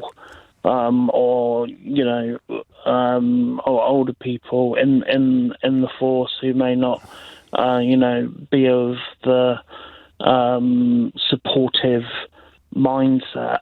Yeah. And the police present at these events, or not at these events, if they were to have a negative attitude or a neutral attitude at these events, that could be the difference between someone in the Pride community going to the police in the future with an issue. That's brilliantly put. Of course it could. Especially somebody who perceives the police historically perhaps as being unsympathetic to their sexuality, someone who remembers the days when it was literally a crime to engage in, to have sex with your partner if you were gay. And so that idea that the oil tanker has been turning, and you need evidence of how far it's turned around, and it's almost impossible to think of anything that proves how far the oil tanker has turned than this kind of engagement at that kind of event. Yeah, exactly. And it is really quite sad, and it is comments like that. Like the Home Secretary's talking about woke policing as if there's something wrong. Well, I mean, Debbie would disagree, Chris, who was on just before you, but somehow she managed to disagree in a much less obnoxious way than Suella Braverman, who is clearly up to something politically. And I wonder what it is exactly that she is up to. To whom does it appeal? I suppose we'd have to put Debbie on the list, but the idea that police officers should not be behaving in an engaging manner, in a personal way, in scenarios where it would be welcomed by everybody present, then I can't quite work out who it is that she's trying to appeal to. Thank you, Chris. It's coming up to 11:45. If you struggling to get through, you can have Chris's phone line. As I say goodbye to him, you can grab it on 0345 6060 973. Does anybody really have a problem with police officers dancing at Pride or Carnival? Or is it actually the fact that police officers are being too friendly to gay people or too friendly to black people that is the impulse being appealed to here? James O'Brien on LBC. James O'Brien on LBC. 12 minutes to 12. James, I served in the military aged 17 to 22 and went to Iraq in 2003. There was a phrase you may remember, winning hearts and minds. This involved a softer approach and dressing down our appearance to make it easier for the locals to trust us. Police dancing and matching in these events is them simply blending in with the community to gain trust. It's showing that they are also human and that they can be approached. I think it's pretty obvious, but obviously not obvious to everybody. Deborah's in Canterbury. Deborah, what made you pick up the phone? Well, first of all, thank you for having me on, James. Love the show. Thank you. You're very welcome. I'm an ex-Metropolitan Police officer, twice awarded for acts of bravery, so I think I can weigh in on this a little bit. Yeah, all right. I used to police Hillingdon, but we would get bussed in if we had things to do like Notting Hill and the like. So I just came home and turned the radio on, and addressed in the lady that was, I think she was 2 callers previous before the young man that was super nervous. Anyway, she said that police should remain completely professional. So let me just say this. At no point does a police officer not be professional. When you're stood there at a parade, you're not expected to stand rigid like a post. No. It's really good to engage with the public because you're human. You're there, everybody's having a good time. You're trying to keep the place peaceful. You're watching everything because that's what you're trained to do. However, if somebody comes up to you, it happened to me, a chap wanted to have a little boogie, I had a little boogie with him, no big deal. I mean, it really isn't, is it? I mean, it is. 20 years I've been listening to people complain about police officers dancing at Notting Hill Carnival, and I've got no better clue now what the problem is than I had then. It's a perception. They think that we're stood there doing nothing. Yes. You're trained not to switch off. You watch everything. You listen to everything. I mean, shortly after that incident, I was involved in running after a drug dealer that tried to stab somebody. But you won't see that on the mainstream news. As if you've got to go on your radio. And so it comes in, say, right, everybody, I don't know what the lingo is, Deborah, but, there's a drug dealer on the run down by Ladbroke Grove. Everyone run there now. And you're going to reply saying, no, I can't. I'm sorry. I'm in the middle of a boogie. Exactly. It's just insane. It's just ridiculous. It's ridiculous. It's the same thing when I was stood outside of a nightclub. There was a Halloween party. I was one of the officers that was just stood there watching proceedings because people were very drunk. They were going into this really big nightclub in Uxbridge. I won't name the club. Narrowed it down, I think. Yeah, there's probably one right at the end of the high street. Opposite the council building. No. You silly sausage. But go on. if I hadn't been there engaging with the general public, there was a young man that came up to me dressed in an outfit. Now I have to try and be a bit discreet about what he looked like because it might give it away. Okay. He was dressed in a certain outfit and he was obviously but he was complaining of certain symptoms. Okay. If I had just remained completely professional and told him to go away because he's too drunk or too high or what have you, I would have missed the fact that he had a hole in his heart and he died right in front of me. And I brought him back to life. Flipping it. You have to engage with people. You're human beings.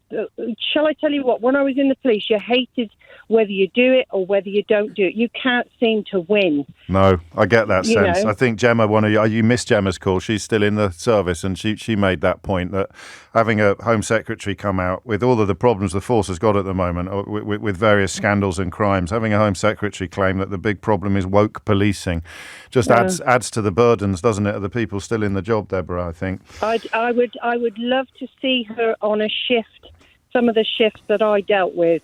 That's a nice point that you make, not for the photo opportunity, but for the actual education that it would involve. Deborah, thank you. That was because I think the caller you referred to was actually another Deborah. So 2 Deborahs offering up 2 very, very different perspectives. One, of course, with bags of experience and 2 bravery medals, and one, well, not with 2 bravery medals and bags of experience. 11:53 is the time. Henry Riley has sauntered into the studio with an interesting little scoopette. Well, James, we've been told that Michael Gove's local authority, which is Surrey Heath Borough Council, faces effective bankruptcy potentially within the next 2 years. So this is local Conservatives who've been blamed for the handling of the council's finances. So it's currently run by the Liberal Democrats. They won it in May of this year. It was 49 years previously of continuous Conservative administration. and they've obviously inherited the finances, which they say is simply unacceptable. And of course, it is perhaps questionable for Michael Gove because he is the Levelling Up Secretary, which means as part of his brief, he is in charge of local government. And it, of course, might add pressure on members of the hierarchy of the Conservative Party. Greg Hands, the party chairman, has been out in the media criticising Birmingham's Labour-run council, for instance, in recent weeks. Here he was on with Ian Dale on LBC just last week. When Labour are in charge of things, they run them very badly. It largely relates to legal fees, consultancy fees. It's been a problem. It's been a Labour-run council, I think, for about 10 years. And it illustrates a wider point. Labour run some quite big authorities in this country, and they've been shown time and time again. This is Labour's real Achilles heel. When they run something, they run it badly. Who runs Northamptonshire County Council? Wokingham. Who runs Woking? But Birmingham is Europe's largest council. Time and time again, when Labour runs something, they've been shown to run it badly. Just in case you're confused by Ian's line of questioning there, the three councils you mentioned are all Tory-run, but Greg Hands didn't really pause for long enough to breathe, let alone acknowledge the reality of the points Ian was making. And as you point out, Henry, Surrey Heath has been Tory run for 49 years. Do we have a figure for how much they're in the hole for? Yes, so essentially this concerns, James, two purchases by the previous Tory administration. Firstly, there's the shopping centre, which is called the Square, previously the Camberley Mall, if you're from that part of the world, and House of Fraser as well. They purchased this back in 2016, and they purchased the Square for £94 million. That has just been valued, and it's worth £30 million. Yeah, that's not good business. A potential loss of £64 million. Good maths. There's then the House of Fraser, thank you, building, and they purchased that for £18.5 million. And let me guess. Go on. 12. No, 2,900,000. So a potential decline in value of 15 million. I've done even more maths. A potential combined loss of 79 million. Did you just add the two together? I just added the two together. He's good. Or a 71% loss in value, which did take some further arithmetic. You needed a calculator for that one. I did. I didn't do that in my head. But I've been speaking with the new leader of the council, James, the Liberal Democrat Sean MacDonald, and he's essentially told me he's been left with a mess. Very similar to our colleagues in Woking across the border, where it was a Conservative administration that ran them into the ground with property dealing. We have issues with the debts that we've inherited. Some massive swings there from 113 million to 33 million, and caused by a bit of a rush of blood by the Conservatives in terms of property speculation. So, James, this may well place further pressure on Michael Gove. He's been the MP there since 2005. His majority is over 18,000. But, of course, the Liberal Democrats winning the council there, they will be perhaps sniffing an opportunity. And also, I mean, there are 20 local councils, James, which Moody's, which is a credit rating agency, effectively says could be at risk of bankruptcy. 7 of which are in Surrey. One of them, of course, this particular one, Surrey Heath. Another one is Spelthorne, which has the local MP of Kwasi Kwarteng. So that's one to watch. Lastly, James, very quickly, the Conservatives have responded in the last few minutes. They say the Lib Dem lie machine in action once again. This looks like them preparing to inflict a huge hike in council tax. Right. So, I mean, for the public, it would be quite nice for everyone to acknowledge that loads of councils are facing potential bankruptcy, up to 20, I think. And scoring these cheap political points is just daft because, as you've highlighted and as others have highlighted as well, the real root of it is either dodgy property dealing, unfortunate legal actions, coupled with, of course, 10 years, 13 years of cuts. Thank you, Henry. It's a good story, that. No comment from Michael Gove. No, just from a source close to the Conservatives. Well done. Henry Riley there with some excellent maths. It's 11:58. You're listening to James O'Brien on LBC. I think we'll have a quick catch up with Lewis Goodall. So my apologies to Neil. I've got Neil in Cambridge. Can you do it in a minute, or would that be too little time for you to make your point? I'll do my very best, James. Carry on.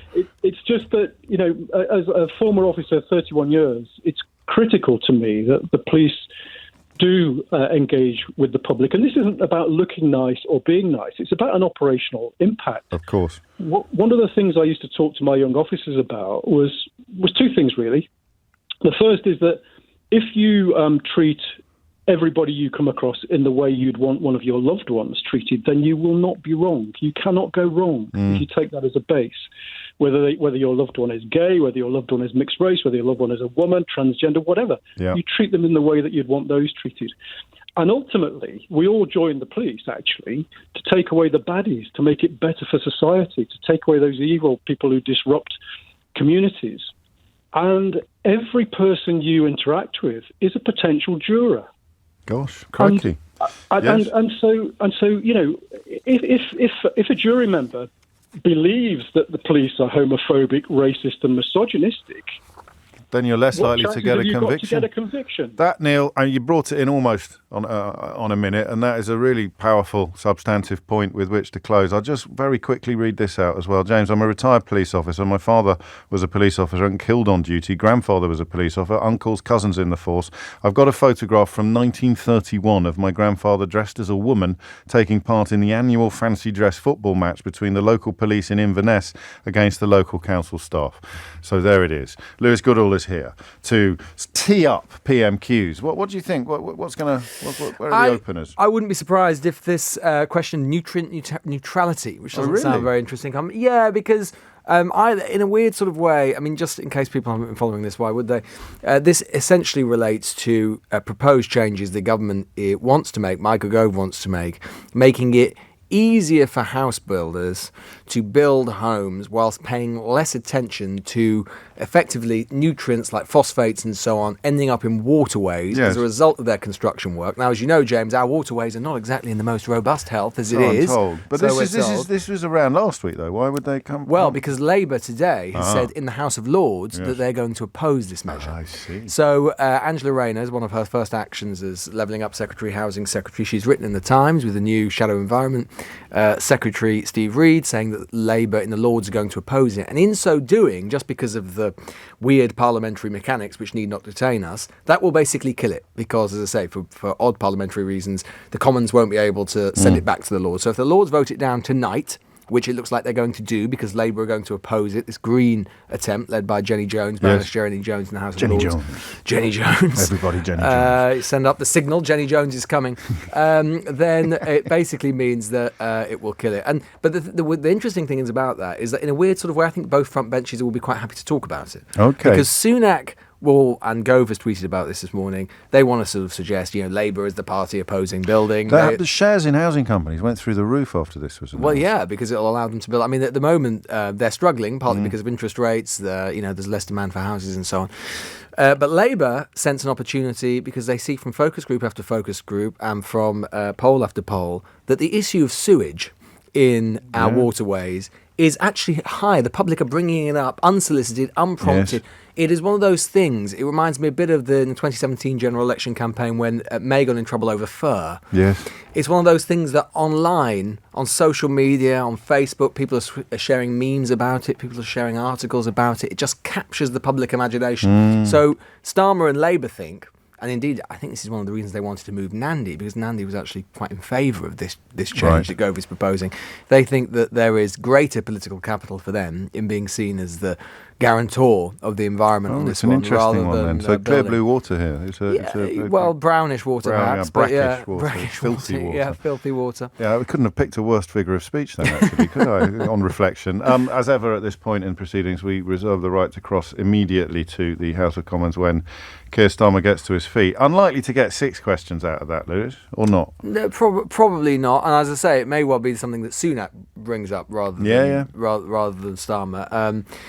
But yeah, I wouldn't be surprised. And look, I wouldn't be surprised again if there's some mention again of schools. Starmer may well ask Sunak to correct the record from last week. We were talking about that last week in terms of what Starmer had said. Not much mileage in either of them bringing that up. Neither of them really want to talk about the triple lock. Both of them want to maintain as much flexibility as they can going up to the election. I would have thought on that. They will eventually have to say what they think about that. But I think a sort of conspiracy of silence would be quite welcome on both parties or for both principles. Indeed. On that. And got just in slightly different news, by-election-tastic news indeed. Today, 2 on the same day. They're big, but they're huge Tory majorities. Huge Tory majorities, and in one of them in particular, Mid Bedfordshire, there is a war of words that is breaking out between the Labour and Lib Dem party. We talked before, James, about the fact that unlike all of the other by-elections which have come before, where one or other of the Labour or the Lib Dems have basically kind of very quietly, tacitly sat it out, On this occasion, in mid-beds, both think they're in with a shout. They're both setting themselves up as the natural alternative.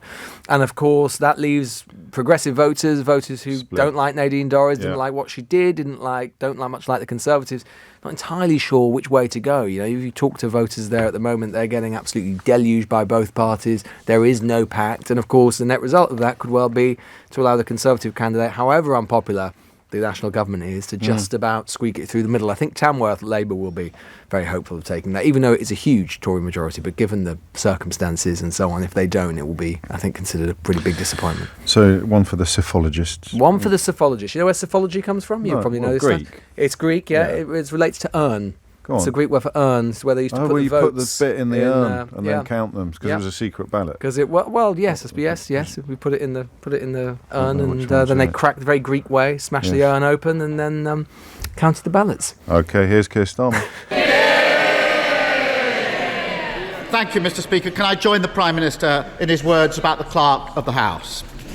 Mr. Speaker, I pay tribute to the police who tracked down the escaped terror suspect from Wandsworth Prison last week. Despite being charged with terrorism and despite being a flight risk, he was not held in a Category A prison. Why not? Minister. Well, Mr. Speaker, I'd like to thank the police and their partners for their efforts to find and arrest Daniel Khalif. There is now an ongoing legal process that must be allowed to take its course. But I'd like to reassure the public that while these cases are extremely rare, the Justice Secretary has launched an internal investigation about how this could happen, as well as an independent investigation of the incident, so that we can learn the lessons from this case and make sure that it never happens again. Keir Starmer. The truth is they're presiding over mayhem in the criminal justice system. Only a few short months ago, Zara Alina's family said ministers had, and this is their words, blood on their hands after probation failures that led to her murder. So it beggars belief that we're back here once again. The Chief Inspector of Prisons said conditions in Wandsworth are so bad it should be shut down. The Chancellor is telling anyone who'll listen that he raised concerns months ago. Probation, school buildings, now prisons. Why does the Prime Minister keep ignoring the warnings until it's too late? Prime Minister. Mr. Speaker, the honourable gentleman with his background should know better that because of the wide variety. Because of the wide variety and considerable difference in severity of people charged under that Act, it is not and has never been the policy that they are all held in Category A prisons, something that I shouldn't need me to point out to him given his experience. But he talked about resourcing. I am happy to tell him that over the last few years, we have delivered an extra 4,000 new prison officers.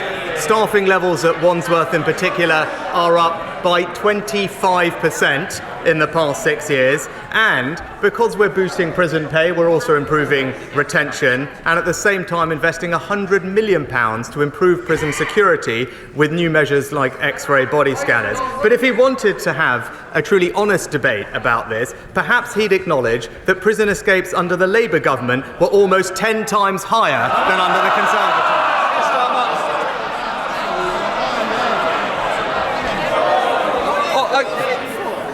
I did say last week, and it will continue this week. Who wants to start this session by leaving? Please do so. I'm happy to help you on your way. Keir Starmer.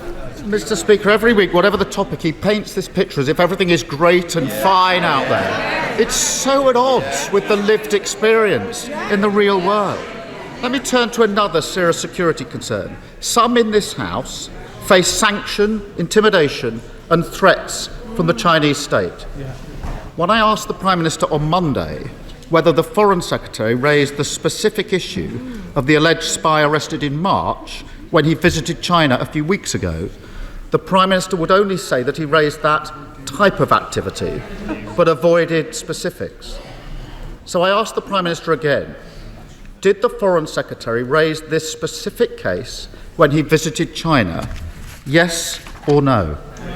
Mr. Speaker, I'll refer to the Honourable Gentleman to my previous answer, where I've said very clearly that the Foreign Secretary raised these issues with the Chinese foreign minister who he met, as did I when I had my meeting with Premier Li over the weekend. But when it comes to China, Mr. Speaker, this government has put in place the most robust policy that has existed ever in our country's foreign policy. It is to protect our country for the values and the interests that we stand up for. It is to align our approach with our closest allies, including those in the G7 and the Five Eyes, and is to engage where it makes sense, either to advance our interests or, as I did at the weekend, to raise our very significant concerns. That is the right approach to China. It is one that is welcomed by each and every single one of our allies, and I'd be interested to know what he thinks that he would do differently. Well, that certainly wasn't a yes. And what he says now is totally at odds with the Parliament's Intelligence and Security Committee report of July this year. That set out that the government has no clear strategy when it comes to China, has failed to support the intelligence agencies, and is leaving the UK severely handicapped in managing our future security. This has been raised time and time again. But yet again, the Prime Minister fails to heed the warnings and is now desperately playing catch-up. So will he finally commit to the full audit of UK-China relations, which so many in this House have so long demanded? Well, Mr. Speaker, as always, the Leader of the Opposition is just playing catch-up and hasn't caught up with the reality of what's actually happening. He talks about the ISC report. Again, if he actually went through it, he would realise that it related to a period of investigations which was in 2019 and 2020. Since then, Mr. Speaker, we have launched a whole new integrated review refresh of our China strategy. It's published. We've put in place a range of new measures, including, for example, the National Security Protective Agency, which is staffed out of MI5, supporting businesses and organisations and being alert to the risk from cyber and from China. But if he wants to talk about foreign policy, Mr. Speaker, he should perhaps reflect on his own record, because this was the man who said he was 100% behind the former Labour leader, a person who wanted to abolish the army, scrap Trident and withdraw from NATO. It's clear what he did. He put his own political interests ahead of Britain's. Mr. Speaker, probation, prison, schools, China, yet again inaction man fails to heed the warnings and then blames everyone else for the consequences. Mr. Speaker, on Sunday, the Home Secretary celebrated her first anniversary in post. That is, if you overlook the 6 days she missed when she was deemed a national security risk. In that year, 40,000 people have crossed the Channel on a small boat, and the taxpayer is now spending £6 million a day on hotel bills. He's failing to stop terrorists strolling out of prison, failing to guard Britain against hostile actors. He's completely failing to stop the boats. How can anyone trust him to protect the country? Mr. Speaker, he talks about trust, he talks about action. Just today, this government is taking action to reform defective EU laws to unlock over 100,000 homes, boosting our economy, supporting jobs and ensuring that we can realise the aspirations of homeowners. Now, he talks about trust, he tried in this House to talk the talk on house building, but at the first sign of a cheap political hit, what did he do? He's caved in, Mr. Speaker. Rather than make the right long-term decisions for the country, he's taken the easy way out. It is typical of the principles-free, conviction-free type of leadership that he offers. Flip-flopping from being a builder to a blocker. Mr. Speaker, the British public can't trust a word he says. Mr. Speaker, every week he comes here protesting that nothing's his fault, trying to convince anyone who's still listening that everything is great. The truth is, the floor fell in for millions of families because of their economic mayhem. The classroom ceilings collapsed because he cut vital school budgets. And now the walls of our national security have been breached because they've ignored repeated warnings. No one voted for these shambles. No one voted for him. So how much much more damage do the British public have to put up with before he finally finds the stomach to give them a say? Mr. Speaker, we are getting on for the British public just in the last week, announcing a new landmark deal for British scientists, attracting £600 million of new investment for our world-leading auto industry, and wages now rising at the fastest rate on record, Mr. Speaker. And where has he been this week? Locked away with Labour's union paymasters, promising to give them more power and scrap the laws that protect British families and their access to public services. It's clear it's only the Conservatives that are on the side of the hard-working British public. Thank you very much, Mr. Speaker. Last week, with Yorkshire colleagues, I met with our local integrated care board to discuss plans for improving dentistry provision. But when surgeries suddenly closed to NHS patients without notice, as one in Harrogate did very recently, an immediate strain is put on local provision. Will the Prime Minister look at what can be done in these circumstances to ensure that no one is left without access to an NHS dentist? Prime Minister. Well, my honourable friend is absolutely right to raise this, and we will look into this issue. He'll be reassured to know we're investing £3 billion a year into dentistry. There is no geographical restriction on which dental practice a patient may attend, and practices should keep all their records up to date, including whether they are accepting new patients. And typically where a practice ends a contract, NHS England and ICBs should work together to ensure that funding is reallocated and patients continue to have access to NHS dental care. SNP leader Stephen Flynn. Mr. Speaker, as someone who spends more money heating their swimming pool than the total value of the UK state pension, I think it's safe to say that the Prime Minister might not be as invested in this topic as some others. But let's afford him the opportunity to clear up any confusion. Will he commit his party, the Conservative Party, to maintaining the state pension triple lock beyond the next general election? Yes or no? Prime Minister. Mr. Speaker, this is the party that introduced the triple lock, Mr. Speaker. This is the party that has delivered a £3,000 increase in the state pension since 2010. It's also the parties that ensure that there are 200,000 fewer pensioners living in poverty today, and this winter ensuring that pensioners get an extra £300 alongside their winter fuel payment to support them through the challenging times with inflation. So, Mr. Speaker, our track record is clear. There is one party in this House that has always stood up for our pensioners, and that is the Conservative Party. Mr. Speaker, I don't think we heard a yes there. And you'll imagine my shock, my utter surprise that we appear to have consensus once again between the Conservative Party and the Labour Party on this most important of issues, despite the promises that were made to the people of Scotland in 2014, and despite the clear statements from the likes of Gordon Brown that the only way to protect your pension is to remain within the UK. How hollow those words are now. So may I ask the Prime Minister, who does he think will scrap the state pension triple lock first? His government or the Labour Party's government? Well, Prime Minister. Mr. Speaker, as I said, thanks to the actions of this government, pensioners in Scotland are receiving record increases in their state pension, £870 this year. Extra support with the cost of living this winter. This is the government that introduced and remains committed to the triple lock. But he does raise a good point, Mr. Speaker. Pensioners in Scotland should know the reason they can rely on the state pension, not just today but for years to come, because of the strength of our union and the strength of our United Kingdom government.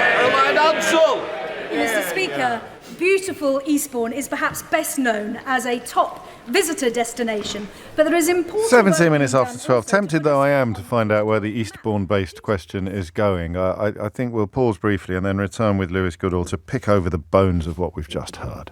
James O'Brien on LBC. James O'Brien on LBC. 20 minutes after 12 is the time. PMQ's prompting the usual cavalcade of comment from you. I'll try and play a few of those into our conversation. Lewis Goodall is here. I mean, 10 out of 10 for predicting that it might be Rishi Sunak who brought up the nutrient whatever. But we probably Neutrality. nutrient neutrality. We probably missed a trick on Daniel Khalif in our pre-match warm-up. That's true. We should have done, or I should have done. But I suppose in a way, the truth is that what Starmer was doing, and look, he's doing this week after week, and I don't think it's going to change much up until the election. It's rinse and repeat. Is that he mentioned about 3 or 4 things, and that's the point. The sort of macro Labour strategy is to basically say week after week that nothing is working, and really pinpoint or really put Sunak on the spot in the sense that of trying to make him seem like that Jim Callaghan thing in the late 70s. Crisis, what crisis? Yeah. Never said it, but he was perceived to have said it. It was a famous Sun headline. And it is very difficult for Sunak to answer because clearly, and his aides will know this, and those thinking, the Conservative strategists will know this, all the opinion polls say, focus groups say, voters are deeply dissatisfied with the way the country is going, the direction it's heading in, the quality of their everyday lives and lived experience. There is this sense entirely, which is not just a sense, it is in so many ways borne out by events that so much isn't working properly. And how does Sunak respond to that? Because on the one hand, if he can't accept it, well, you're getting it also for people who are lucky enough not to stumble across this stuff. You're getting it from people like Sarah Vine in the Daily Mail, totally. Michael Gove's ex-wife, it's describing everything as broken in the country. It's an elite narrative as much as it is a narrative on the street. And how does Sunak respond to that? He can't accept the premise of the question, obviously, because he might as well pack up and go home if he accepts it's all gone. But And therefore, he has to try and say, well, things aren't really that bad, but obviously leaves open to the rejoinder, which is, you're out of touch. You haven't got a clue. Very, very difficult for him to get off that one. And I think in terms of what Starmer was trying to do strategically more generally, telling as well that thinking of the topics he was talking about, yes, criminal justice, China, small boats, these are all things which aren't just sort of Labour bread and butter. It's not NHS, it's not schools. It's deep into Tory territory and stuff as well. The twin benefit is stuff around which Sunak has a political problem with his own backbenchers. And he's got restive backbenchers on China, on small boats, on security. And of course, we saw, and I suspect we'll hear it again, this new name that Starmer has got. It used to be that Johnson was the one who managed to very effectively apply the kind of little nicknames for Starmer. Starmer turning it on, Sunak calling him Inaction Man. That's good. I'm sure it's been focus group with each of its live. It sort of works, it sort of lands, and sort of, again, plays into this sense of kind of atrophy and stasis that Labour is trying to create. So I suspect we'll hear about that again in weeks to come. It is, and we've talked about this before, it is usually a mark of Sunak floundering when he where he breaks the glass to release the Jeremy Corbyn comment, isn't it? Yeah. That came quite early today. I think that came in the 4th question. Yeah. Well, we spoke last week about the fact that, and nothing has changed, to coin a phrase, that Sunak is a politician in search of a message, in search of a narrative, in search of some adhesive to bind his thoughts together. You need that as a politician, as a prime minister. You need a message to be able to tell about yourself and about your opponent. What is Sunak's? We know what Starmer's is. It's very effective. It's pretty effective. It speaks. It chimes with a certain feeling in the country at the moment. Sunak desperately needs one of his own. What he cannot do is rely on the greatest hits of Conservative narratives and messages gone by. And we saw them again in display there. And as you say, James, it is the break glass in case of emergency. Oh, I'm struggling. What can I do? Yes. I'll mention Jeremy Corbyn. That wouldn't be planned anymore. in advance. That's more likely to be a kind of. There's as the you big say. three. There's and to some extent, Conservative leaders always talk about Captain Hindsight last week. Captain Hindsight, starting talking about lockdowns. This all stuff that feels like ancient history to most people. It doesn't feel like it rises to the moment that we're in. So, talking about union paymasters, okay, Tory leaders always do that, fine. Talking about Corbyn, a pillar of the 2019 election result, he's not going to be relevant by the time of the next general election. He's not even a Labour candidate anymore, whether you think that's good or bad. It's just not a relevant issue. And then also just talking about, we had heard it in the first question there, around criminal justice. Oh, well, prison escapees were 10 times higher under the last Labour government. Last Labour government came in 1997. It's not much saying, oh, well, okay, but back in 1998, things were a bit worse. 1998, you're talking about 25 years ago. A good slice of the electorate wasn't even born or certainly wasn't voting. So, those three things are not going to go anywhere near to cut the mustard for him in terms of a message which lands and which resonates, and they are still in search of one. Well, what would that look like, though? Because, you can see them almost sort of poking at some of the old, as you say, some of the old things that work. The Daily Mail often provide a bit of an indication of where they could go. So they've gone on the old unions lines since Angela Rayner's speech yesterday. But the support for industrial action is historically high. Yeah. So, I mean, if you were Rishi Sunak lying in bed at night, what are you actually dreaming of? I think that they will, all roads lead to a general election, which is very vituperative, very nasty, which is sort of odd in a way because you've got two principals who kind of by their inclination and by their nature aren't necessarily the sort of politicians you might imagine would create that. No. But I think circumstances will force Sunak, because he has little to say about himself and about the government's record really, not least because his particular version of the government hasn't been in or won't have been in for that long. We will probably see a series of sort of pretty fierce assault on Starmer, his record as DPP and so on, and that will be matched by the Labour Party and Sunak. It's not going to be asymmetric. We saw that in the run-up to the local election campaign, some pretty choice language being used on digital communications and so on from the Labour Party. So I think that in the end we are heading down a direction which is going to be about character. And it is going to be about, I mean, I think obviously probably the most effective, and again we know this from focus groups, the most effective message against Starmer really is one of vacillation. Yes. And the idea that he's not being straight with you and he's not being honest with you and he wasn't with his party and he's not going to be in the future. I think that is the one, because Starmer we know is not especially popular among the public. You don't have to be to win, by the way. Margaret Thatcher was never popular, 1979, 1983, 1987, but she still won. We know that the public is receptive to the idea of his being vacillating, of his being someone who isn't necessarily straightforward. But again, the question is whether that matters very much. Yeah. Whether just the fact that, you've got 75% of the country, including plurality of Conservative voters at the moment, who don't think the country is going in the right direction. And the country is in need of a change. And here's your only option. And that is the only option. Very, very hard in those circumstances. Well, it's the only option in England, of course, because we should say a few words about Stephen Flynn, who is good. He's a good operator. He's a good operator. Inbox reflects a lot of admiration for him. And also something that perhaps Blackford didn't do much was to go with one barrel aimed at the Tories and the other barrel aimed at Labour. Yeah, and you see that again and again. Look, I think there's a very interesting contrast, right, which we're going to get a sort of sneak preview of in terms of the different political situations in England versus Scotland, in the sense that it feels increasingly, you can never say for certain, long way to go in the grand scheme of things to the next general election, but it feels as if the Tories are down and out. The SNP, by contrast, as an opponent for Labour, are down, but they're not out. Yeah. They're still very much in the game.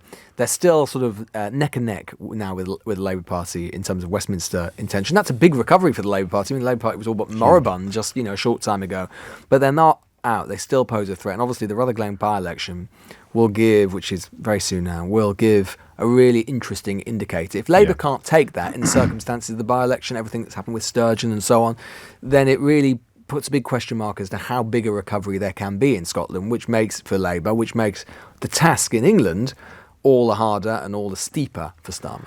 I've just seen my first mocked-up meme of Inaction Man. In it didn't take long. I do love the British public sometimes. They don't hang about, do they? Do we know whether Inaction Man has eagle eyes, Lewis? That's the key question, or one of those strings that you pull that gets him to say military. It's been a summer of sort of action figures or sort of toy figures. Haven't we had Barbie and now got an Action Man? Yes.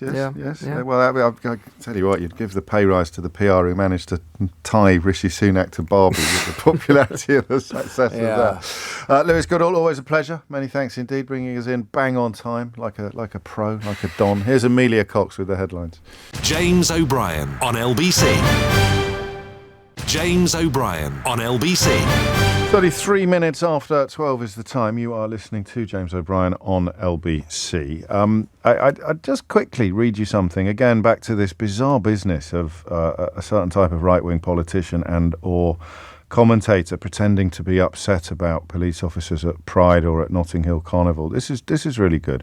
As a firefighter in London, James, we also get involved in Pride and Carnival. For Pride, we have a rainbow fire engine that takes part in the parade. And for Carnival, North Kensington Fire Station is closed and the firefighters stand outside the front and mingle with the crowds, taking pictures with all the incredible cultural outfits that people are wearing. It's much more than just a woke virtue signalling message to the public, though. It's also a message of support and acceptance to the members of the LGBT community and people of colour that serve as firefighters too. As a straight white male in the fire brigade, I'm not threatened by this. I'm enamoured of it. I want my black colleagues and my gay colleagues to know that the fire brigade is proud of who they are. There's actually quite a bit of diversity in the Tory cabinet. I would have hoped that Sunak and Braverman especially would have wanted to allow the public services they preside over to be free to send these messages of acceptance. I hadn't thought of it like that, but it is rather lovely. Now, we spend a little bit of time on this programme putting the boot into elements of the BBC, and we spend a little bit of time highlighting the things that they are doing well and the things that they do right. Few examples of the latter category are more persuasive than the explainers that a journalist called Ros Atkins started doing a couple of years ago. These sort of bite-sized but absolutely comprehensive explanations of issues that might otherwise be confusing and are often controversial. And what Ros has managed to do, which is remarkable really, given how much false equivalence and misplaced balance there can be in reportage, is demonstrate neither fear nor favour while providing you with an absolutely, as I say, comprehensive account of what's going on. Ros has also written a book, which we will talk about shortly. But first, Ros, welcome. Thanks for having me. Lovely to see you. Where did the idea come from for the sort of, because they've kind of propelled you into a space that you weren't in before, haven't they, these explainers? Where did the idea come from? So the idea first came from a conversation with my editor at the time in the summer of 2019 when we were reviewing how my programme at the time, Outside Source, was doing. And I felt like it was doing reasonably well on the TV. People seemed to like it and the numbers were good. But I wasn't very happy with our digital content. We weren't really creating very much that was proving very competitive. And it seemed to me that I needed to perhaps change what I was putting in the programme, which would in turn make them more successful as clips. And I had this idea as a potential solution to this problem I was facing, which was an idea I originally thought of as an all-in-one, though that didn't really catch on, which was, could you create a video format, 3, 4, 5 minutes, which basically said, if you're interested in an issue, but you're feeling a little overwhelmed by all the different takes and all the different information swirling around it, watch this for 5 minutes and you're going to feel an awful lot more informed. So the idea, and you alluded to this in the introduction, was can you make it brief enough that people will find time to watch it, but comprehensive enough that they feel by the end of it they really are properly informed? And so that was the balance that we tried to strike. And I had a hunch that potentially people might find that useful, and needless to say, we were delighted that some people did. And that leads then to the art of explanation, how to communicate with clarity and confidence, which is out this week. Yeah, out tomorrow, in fact, which is a nice feeling. It'll be in books already. It'll be in shops already. Yeah, though. I think Have you seen it yet? I haven't seen it in the wild yet, so I'm looking forward to that moment. But you can pre-order it now, and it'll arrive in the next day or so. So it's effectively available now, though the official launch is tomorrow. And it's been an interesting experience because, of course, if you work in news, a long run into something being released is 2-3 days, and often our videos get done on the day, and you release them, and people like them, don't like them, but you find out either way.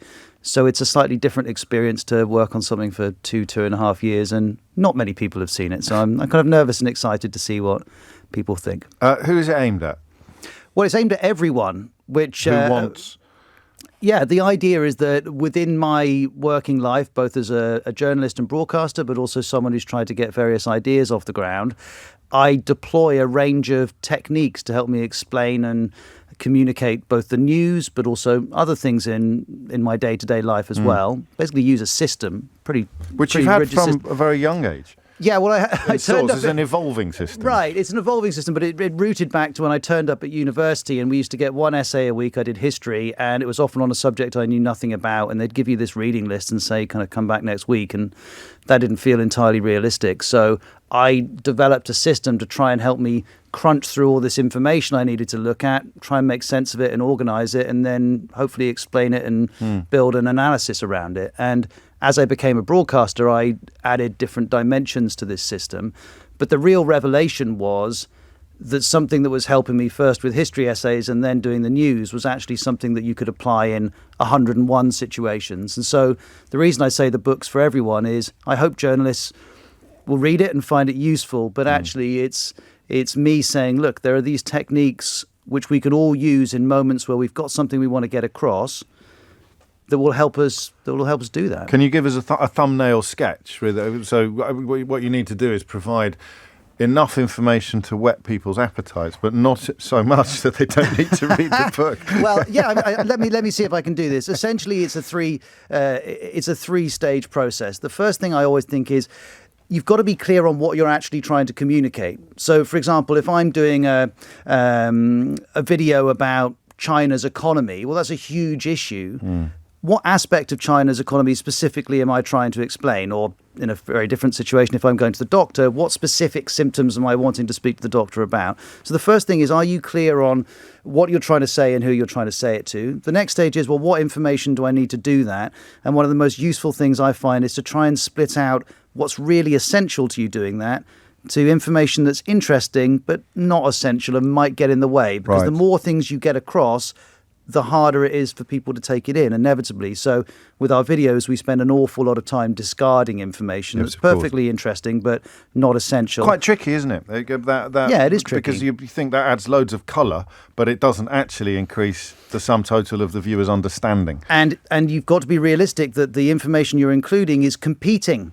The bits of information are competing. So the more you put in, the more different things are competing for people's attention. So I'm pretty strict about getting rid of things.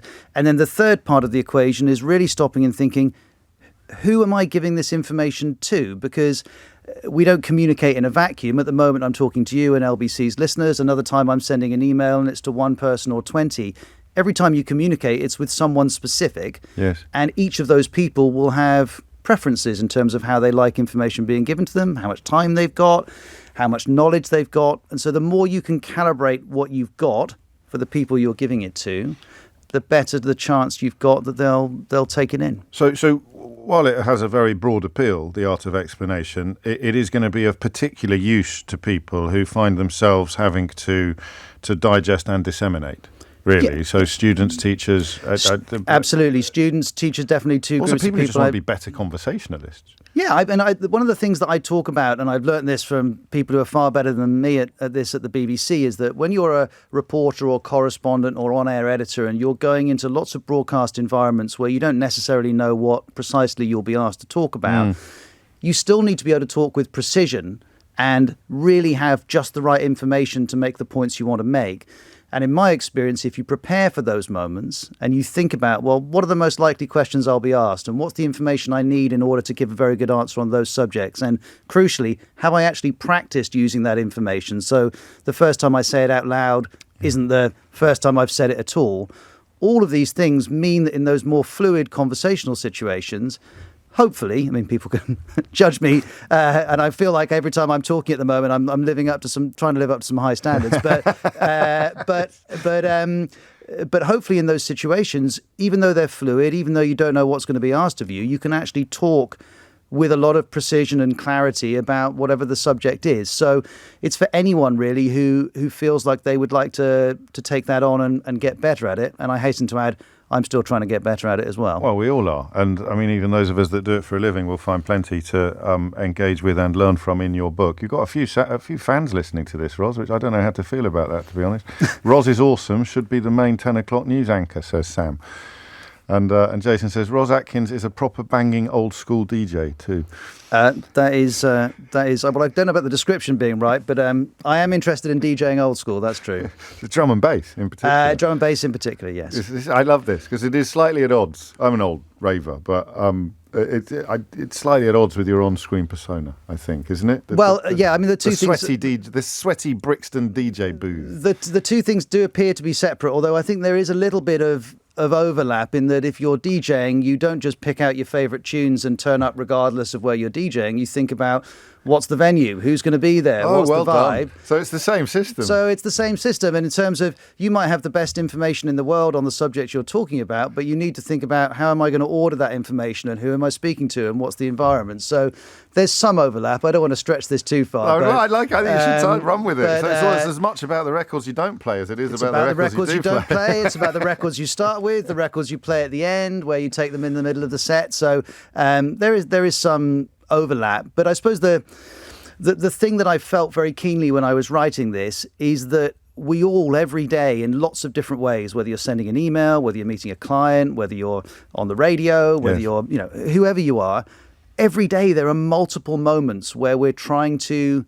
communicate specific points and specific pieces of information. But while we often will pay close attention to the other skills we may need in our working life, how often do we all stop and go, actually, is this the best way of talking in a meeting? Or is this the best way of sending an email? Or is this the best way of preparing for an interview? I mean, some people listening may well do all this very well, but I found, I met a former colleague the other day, and he skim read the book and he waved it at me and he said, it's the case for preparation, isn't it? Yes. And it is. It's my argument that if we stop and think before we communicate, even if it's for 30 seconds, and sometimes it'll be far longer for bigger moments, that actually we can organise our thoughts and what we want to get across, and that can have quite a profound impact on our ability to make those moments count, whether it's a small moment or a big job interview or whatever it may be. In any aspect of life. The Art of Explanation, How to Communicate with Clarity and Confidence by Ros Atkins is published tomorrow, but I'll be amazed if it's not already on the tables in the front of your local bookshop. Ros, lovely to see you, mate. Thanks for having me in. Congratulations. Thank you very much. It's 12:45. James O'Brien on LBC. James O'Brien on LBC. 12:48 is the time. You're listening to James O'Brien on LBC. I like this from Abby in Surrey. It allows me to read out a text while simultaneously blowing my own trumpet, which, as you know, I'm very fond of. Hi, James, writes Abby in Surrey. I've tried for many years to get my sons to listen to LBC, and especially yourself, but to no avail. So imagine my joy when my 27-year-old psychologist's son came to me excitedly yesterday singing the praises of James O'Brien. Your YouTube broadcast has succeeded where I failed. So well done, you lot. It's a nice reminder, actually, that we are now a little... What time does it go up, roughly? Does anyone know? Does anyone pay any attention? So how long does it take, roughly, to turn it all around? Get about 2-ish, 3-ish? Nobody knows. I should probably know this myself. But you can catch the whole programme in... I mean, why you'd want to look at me while I'm doing this, I'm not entirely sure. But if you did, it's all on YouTube now by the afternoon of the broadcast. 12:49 is the time. Thank you, Abby. Regards to your son. I don't know if you remember that on the day of the coronation of King Charles, there was a very curious incident involving Republican protesters, extremely peaceful anti-monarchy protesters being rounded up, effectively, arrested and subsequently incarcerated for reasons which I think it's fair to say at the time were not entirely clear. Their leader and the chief executive of Republic, the anti-monarchy campaign group, Graham Smith, was among their number, and he is launching legal action against Sir Mark Rowley. He is suing the Metropolitan Police Commissioner over the Metropolitan Police Commissioner is being sued over the arrest of Graham Smith. So, and Graham joins me now. Let's begin at the beginning, if we may, Graham. Just remind us of exactly what happened on the day and precisely how surprised or taken aback you were by those events. I mean, very surprised, because we had 4 months of conversations with the Metropolitan Police. We'd had 2 sit-down face-to-face meetings with the Silver Commander on the day, a superintendent. We'd had a dedicated police liaison officer that was working with us, and we were very explicitly clear about all of our plans. We gave them a map of where we would be. We told them we'd have PA systems, how many people we were expecting to be there. At one point, they even asked us what the placards would say, which, we're not under any obligation to tell them, but we told them anyway, just because being helpful. And on the day, we turn up at Trafalgar Square with the PA systems and a few other bits and pieces, and immediately the response is quite frosty. We go back up to the top of the square, up to St. Martin's Lane, attempt to unload the van of 600 placards and immediately surrounded by a few dozen police officers. Again, a very frosty response, not interested in any explanation as to what we're doing, or I tried to tell them about the meetings and the conversations and so on. They weren't interested, so they detained us, searched the van, arrested us, and kept us in Walsall Police Station until around 10:30 that evening. What do you think happened? What do you think was it a communication breakdown? I mean, it's unlikely that the Silver Commander was acting in bad faith when they were meeting with you to discuss what your plans were, and yet the disconnect between... Go on. Yeah, I think the Silver Commander was being quite honest, but there was a few weeks between the second meeting and the coronation. I think, it's my suspicion, I don't have any evidence, but I think that people further up the chain of command and people in government were concerned by any possible impact of a protest on the coronation, and so they were told to take a less convivial and a less engaging response. And the officers on the ground interpreted that as a green light to arrest people that looked like they were going to protest. Well, it was close to zero tolerance, effectively, wasn't it? Is it zero tolerance on peaceful protest? Yeah, I mean, they said that subsequently that, of course, the protests went ahead. And to some extent they did, but all of the protesters that remained on the square faced a very hostile environment from the police. The police were clearly discriminating between those who turned up waving flags and those who turned up waving placards, restricting access to protesters. They confiscated PA systems. They confiscated one of our large flags that you may have seen in some of the footage, and it had a real chilling effect. There was one group of our volunteers that had some of our gear, and they just sort of were so worried that they kind of dumped it and left because they didn't want to get arrested. And other people saw the news and then didn't come to the protest having planned to do so. I think I've seen it described as the legal action you're taking as the first test case of new protest laws. Were you persuaded that the arrests were a consequence of the new legislation? Well, yeah, I mean, I was specifically arrested. I mean, they were a little bit confused about this because, and this is why I think there was some premeditation in this, but I was arrested under the law that had come into effect 3 days earlier, which is going equipped to lock on. And they had no evidence or grounds for suspicion of that, but they arrested me on that. They then put a press release out saying I'd been arrested on their previous law. And so they then re-arrested me on that to make sure the press statement matched the arrest record. That's retrospective. So they were a little bit unsure what was going on. So what is the purpose of the legal action? You're seeking judicial review, I think, of lawfulness of arrest and some damages. I mean, I think that. Yeah, I mean, that's something which comes after, but we'll see what happens with the judicial review. But I think that there are two things. Firstly, for the people that are arrested, there are 8 of us altogether from Republic, and, there are people from other groups as well, but there are 8 of us from Republic that were arrested that day. And I think there's a natural justice. We want it confirmed by the police that they got it wrong. They still don't admit that. We want a very clear, full-throated apology. But I think there's also a public interest in pushing back against these laws, because the way they've been interpreted so far, it gives the police fairly almost carte blanche power to stop whatever protest or intended protest they wish to stop. And I think that is really worrying, because I know that some of these protests, such as Just Stop Oil, can be annoying to people, but the right to protest is so fundamental that we can't allow it to be restricted on the whims of police officers and ministers. What I mean, you say whim, and you say police officers and ministers. I mean, the public, or indeed a protester such as yourself, has no way of knowing, as you've alluded to, where the ultimate order has come from on something like this, whereas previously we would have done? Well, no, I don't know. I mean, I think the problem is the law is now so broad that they really... So it could be the copper on the ground just deciding they don't like the cut of your jib and chucking you in the back of a van. Essentially, I mean, more or less what happened. I mean, they said that there were some straps that we had which would be used for locking on. They weren't capable of being used for locking on, and you also need in-law evidence of intent. But I think the whole environment around the political environment around protest has become really problematic. I mean, in the run-up to the coronation, the Met were making statements about having a low tolerance of protest. And there just isn't any need. I mean, a couple of months later, we were in Edinburgh for the mini coronation of Charles.